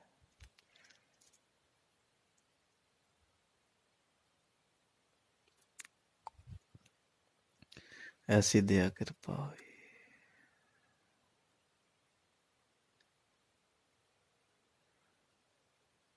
ਜਦੋਂ ਉਹਨੇ ਬੇਟੇ ਨੂੰ ਹੱਥਾਂ 'ਚ ਉਠਾਇਆ, ਅਨੁਭਵ ਹੋਇਆ ਪਰਮਾਤਮਾ ਹਰ ਇੱਕ ਕਣ, ਹਰ ਇੱਕ ਛਣ, ਹਰ ਇੱਕ ਦੇ ਅੰਦਰ ਵਸਦਾ ਏ। ਅਗਰ ਉਹਨੇ ਆਪਣੇ ਹੱਥਾਂ ਦੇ ਵਿੱਚ ਉਠਾਇਆ ਸੀ ਔਰ ਦੇਖ ਕੇ ਅਨੁਭਵ ਕੀਤਾ ਇਹ ਪਰਮਾਤਮਾ ਹੈ, ਤੇ ਯਾਦ ਰੱਖਿਓ ਤਦ ਦੇਖਿਆ ਸੀ ਉਹਦੇ ਅੰਦਰ ਦੇਖਣੇ ਵਾਲਾ ਵੀ ਪਰਮਾਤਮਾ ਹੀ ਸੀ। ਜਿੰਨਾ ਆਨੰਦਿਤ ਰਾਜਨ ਹੋਇਆ ਨਾ, ਉਹ ਤੋਂ ਜ਼ਿਆਦਾ ਆਨੰਦਿਤ ਮੇਰਾ ਪਰਮਾਤਮਾ ਹੋਇਆ ਹੋਣਾ। ਕਿਸੇ ਨੂੰ ਖੁਸ਼ੀ ਦੇ ਕੇ ਉਹ ਕਿੰਨਾ ਖੁਸ਼ ਹੈ ਮੈਂ ਜਾਣਦਾ ਹਾਂ। ਕਿਸੇ ਨੂੰ ਦੁੱਖ ਦੇ ਕੇ ਦੁੱਖ ਨੂੰ ਖੁਸ਼ੀ ਪ੍ਰਤੀਤ ਕਰ ਦਿੰਦਾ, ਇਹਦੀ ਖੁਸ਼ੀ ਮੈਂ ਜਾਣਦਾ ਹਾਂ। ਅਨੁਭਵ ਨਹੀਂ ਕਰ ਸਕਦੇ ਤੁਸੀਂ।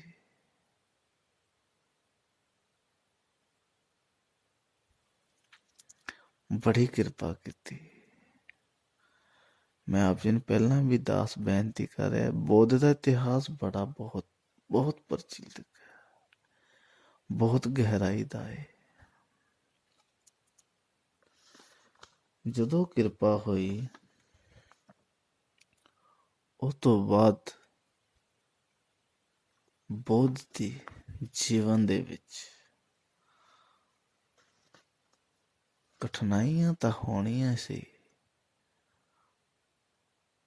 ਇਤਿਹਾਸ ਵੀ ਰਚਨਾ ਸੀ ਮੇਰੇ ਪਰਮੇਸ਼ਵਰ ਨੇ। ਗੌਤਮ ਬੁੱਧ ਨੂੰ ਜਦੋਂ ਹੱਥਾਂ 'ਚ ਲਿਆ ਤੇ ਉਸ ਸੰਪੂਰਨ ਸੰਤ ਦੀ ਯਾਦ ਆ ਗਈ, ਆਏ ਸਿੱਧ ਦੀ, ਕਿ ਇਹ ਸੰਨਿਆਸੀ ਬਣੂਗਾ।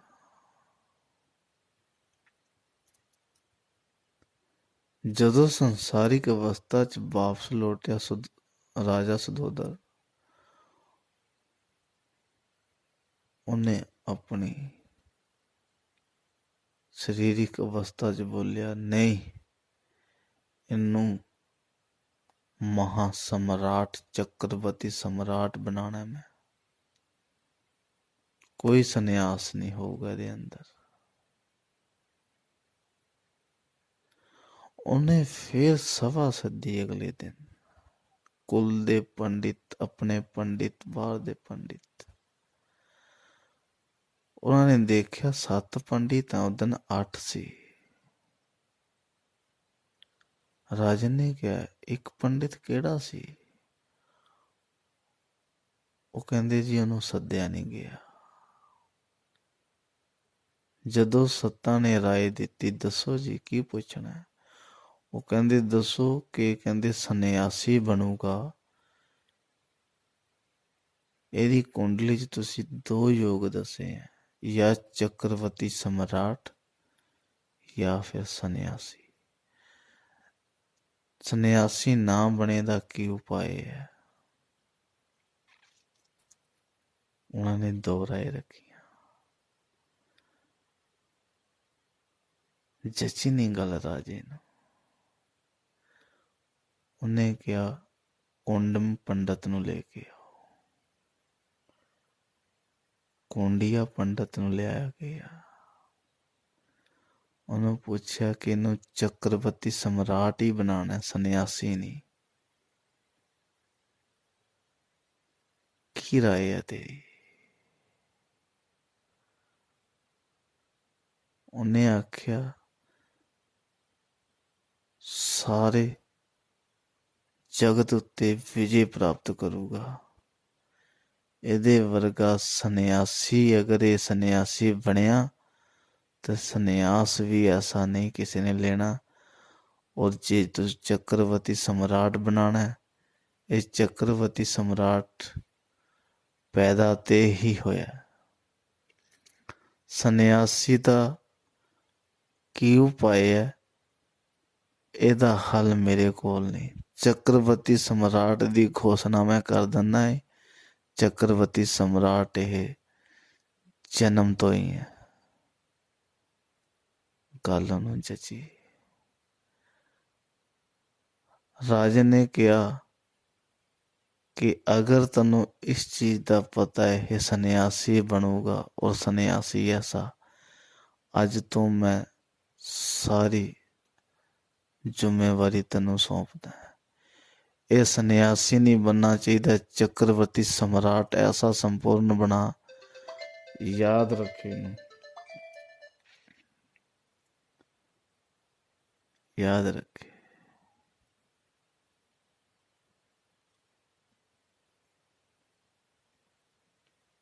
ਕਿਸ ਚੀਜ਼ ਤੋਂ ਇਹਨੂੰ ਬਚਾਈਏ? ਪੰਡਤਾਂ ਨੇ ਕਿਹਾ ਜੀ ਸੰਨਿਆਸ ਵਾਸਤੇ ਬੰਦਾ ਵੈਰਾਗੀ ਹੁੰਦਾ ਏ, ਦੁੱਖ ਕਰਕੇ ਸੰਨਿਆਸ ਲੈਂਦਾ ਹੈ, ਜਾਂ ਫਿਰ ਕੋਈ ਜ਼ਿੰਦਗੀ ਦੇ ਵਿੱਚ ਘਟਨਾ ਘਟ ਜੇ, ਇਹਨੂੰ ਕੋਈ ਰੋਗ ਨਾ ਲੱਗੇ ਸਰੀਰ ਨੂੰ, ਕੋਈ ਮ੍ਰਿਤਿੂ ਨਾ ਦਿਖੇ, ਕੋਈ ਵਿਰਧ ਨਾ ਦਿਖੇ, ਐਸਾ ਕੁਛ ਕਰੋ ਕਿ ਇਹਦੇ ਅੰਦਰ ਦੁੱਖ ਕਦੇ ਪ੍ਰਤੀਤ ਹੀ ਨਾ ਹੋਵੇ। ਤੇ ਰਾਜਨ ਨੇ ਕਿਹਾ ਫਿਰ ਐਂ ਕਰਦੇ ਆ, ਇੱਕ ਇਹਦੇ ਵਾਸਤੇ ਰਾਜ ਮਹਿਲ ਵੱਖਰਾ ਤਿਆਰ ਕਰਾ ਦਿੰਦੇ ਆ, ਔਰ ਉਹ ਰਾਜ ਮਹਿਲ ਤੋਂ ਬਾਹਰ ਜਾਣ ਦੀ ਸੀਮਾ ਨਹੀਂ ਹੋਊਗੀ। ਇਹਨੂੰ ਕਦੇ ਰਾਜ ਮਹਿਲ ਤੋਂ ਬਾਹਰ ਕੱਢਣਾ ਹੀ ਨਹੀਂ। ਔਰ ਰਾਜ ਮਹਿਲ ਇੰਨਾ ਤਕੜਾ ਤਿਆਰ ਕੀਤਾ ਗਿਆ, ਸਾਰੀ ਅਵਸਥਾ ਤਿਆਰ ਕੀਤੀ ਗਈ ਉਹਦੇ ਅੰਦਰ। ਦੁੱਖ ਦਾ ਸਿਧਾਂਤ ਨੂੰ ਗੌਤਮ ਨੂੰ ਪਤਾ ਹੀ ਨਹੀਂ ਸੀ। ਔਰ ਉਹਦਾ ਇੱਕ ਹੀ ਲਕਸ਼ ਸੀ ਰਾਜਨ ਦਾ ਕਿ ਮੇਰਾ ਬੇਟਾ ਚੱਕਰਵਰਤੀ ਸਮਰਾਟ ਬਣੇ।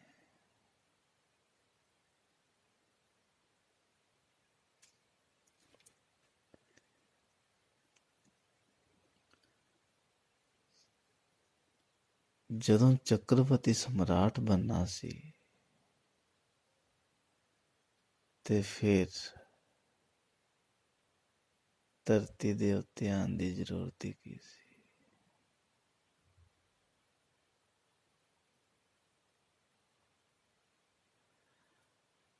ਅੱਜ ਵਾਸਤੇ ਇੰਨਾ ਹੀ ਸਮਾਂ ਇਜਾਜ਼ਤ ਨਹੀਂ ਦੇ ਰਿਹਾ। ਮੈਂ 3-4 ਦਿਨਾਂ ਵਾਸਤੇ ਇੱਥੇ ਹੀ ਹਾਂ, 3-4 ਦਿਨਾਂ ਵਾਸਤੇ ਇੱਥੇ ਹੀ ਹਾਂ।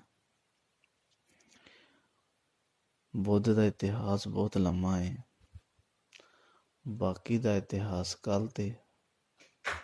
ਇਸ ਦਾਸ ਤੋਂ ਅਨ ਪ੍ਰਕਾਰ ਦੀਆਂ ਗਲਤੀਆਂ ਹੋ ਗਈਆਂ ਹੋਣੀਆਂ, क्षमा करियो। ਕੱਲ੍ਹ ਸਵੇਰੇ ਫਿਰ ਸਮਾਗਮ ਹੈ ਤੇ 2 ਘੰਟੇ ਦਾ ਸਮਾਗਮ ਕਰਾਂਗੇ, ਜਿਸ ਵਿੱਚ ਆਪ ਜੀ ਨੂੰ ਸਾਰਾ ਇਤਿਹਾਸ ਦੱਸਿਆ ਜਾਵੇ, ਜਾਗਰੂਕ ਕੀਤਾ ਜਾਵੇ, ਇਸ ਦਾਸ ਨੂੰ ਮਾਫ ਕੀਤਾ ਜਾਵੇ। ਆਦੇਸ਼।